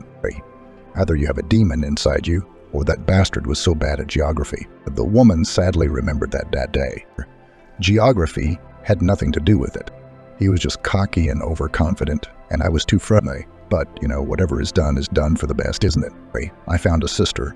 And what did I end up with? No daughter. Yeah, it's definitely for the best. There was silence, broken only by the sound of a mosquito flying around the room. Evan couldn't find anything to say, so he just remained silent. Jerry and Cynthia grew closer. They sat and talked more and more often. In the evenings he talked about the war in the army, she about the children in school. Sometimes they went to help the old lady next door, who rarely had children over. First they cleaned her house. Then they helped in the vegetable garden, and Jerry also mended her fence. The old lady was very grateful and gave the helpers a can of milk and a packet of cakes. One day in late June, Jerry, realizing that Cynthia would be returning in the dark, set off after her. He met her in the middle of the road. "Man, why are you here?" "It's dark. I thought you were scared." "Today is the 22nd, Cynthia said, as if it meant something. "It's the day of the shortest night of the year. Before you get home, it will be light." "Isn't it? But I'm scared to be home alone." Cynthia laughed. She knew she liked Jerry, and she knew he liked her, but she didn't know what the outcome of their affection would be. The blue night sky was covered in a scattering of millions of stars. and at the very top was a bright, full-body moon that lit up the walkway so brightly that it seemed as if it was daytime outside. When you showed up at my compound and started talking about your sister, I thought you were just like her. Jerry suddenly started talking, hypocritical, bitchy, and cruel.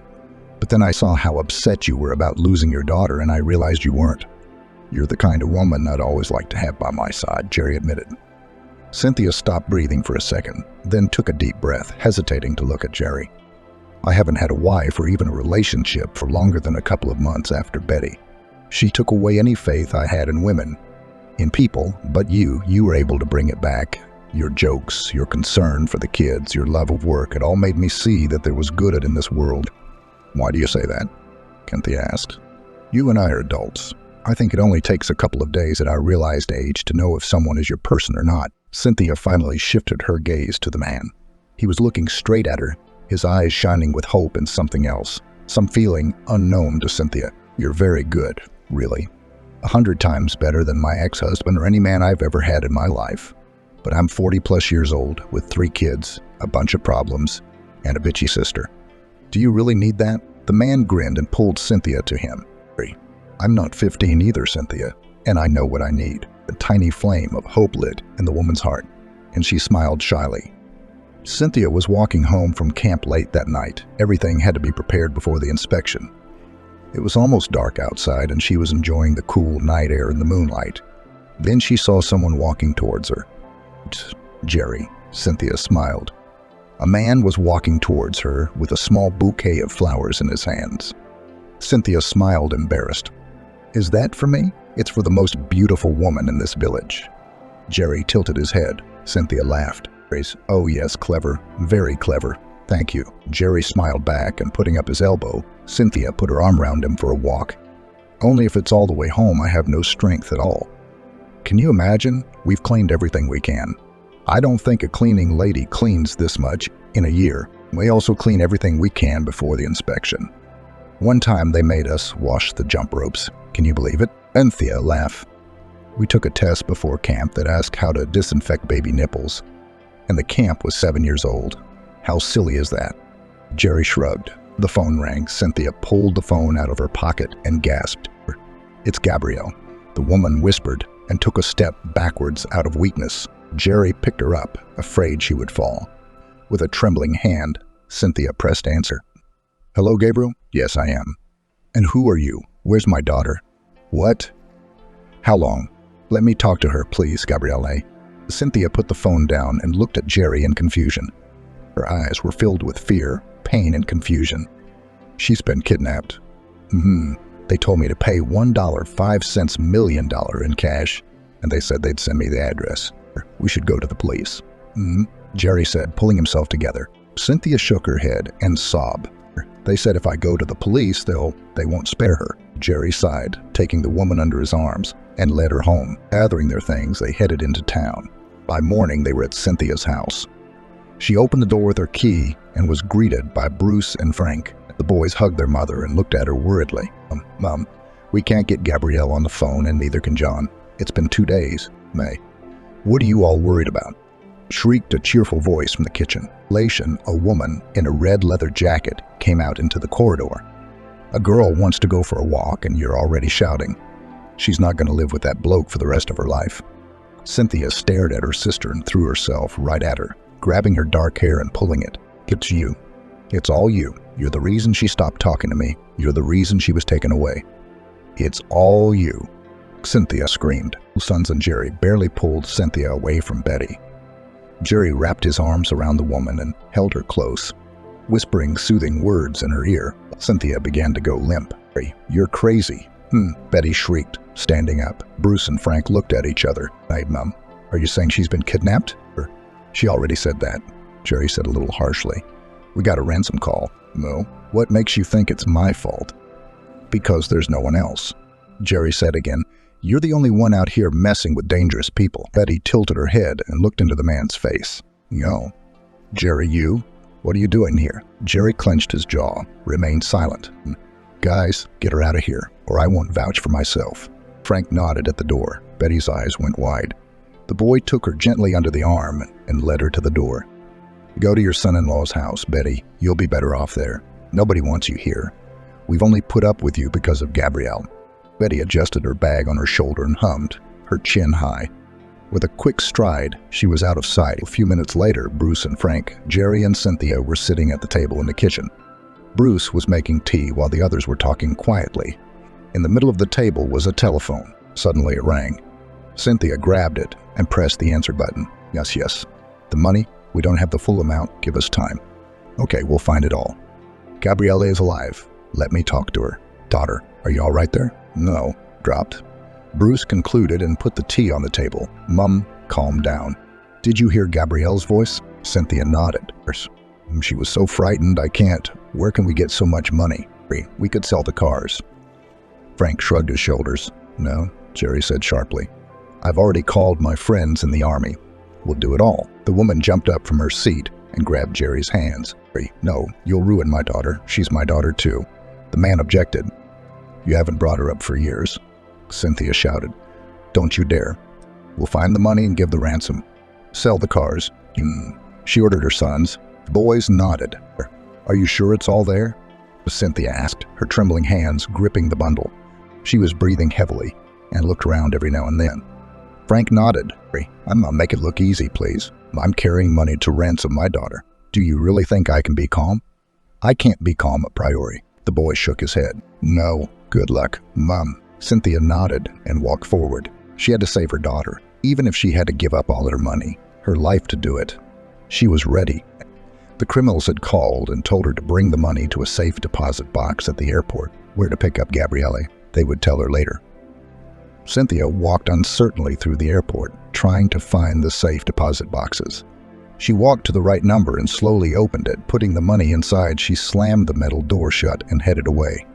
She didn't look around or back, walking quickly and purposefully towards the airport exit. The phone vibrated and Cynthia jumped in surprise. She picked up the phone. There was a message on it with an address. It was a few blocks from the airport. The woman rushed to the car where her son was sitting. He was in Jerry's car while he waited at home. No, Frank, let's go. I'll show you the way. The guy started the car and they got moving. In only a few minutes they were there. It was an old, abandoned factory where only bums lived and boys climbed in sometimes. Cynthia jumped out of the car and rushed inside. Frank hurried after her. They searched the ground floor and then the second, then the third, and even the basement. Frank ran round almost the entire building. Cynthia screamed so hoarse she was hoarse, but the girl wasn't there. The woman turned towards her son and began to slowly slide down the cold wall. Now, Gabrielle, we lost her, Frank. We lost our Gabrielle. Frank, what am I going to do? The boy looked around confused. He shouted once more, picking up his mother. He led her to the car. While they were looking for the girl, the sun went down and it became completely dark. Frank dialed Jerry's number. Uncle Jerry, it's empty. What's going on? What? We're on our way. They found her, Frank smiled.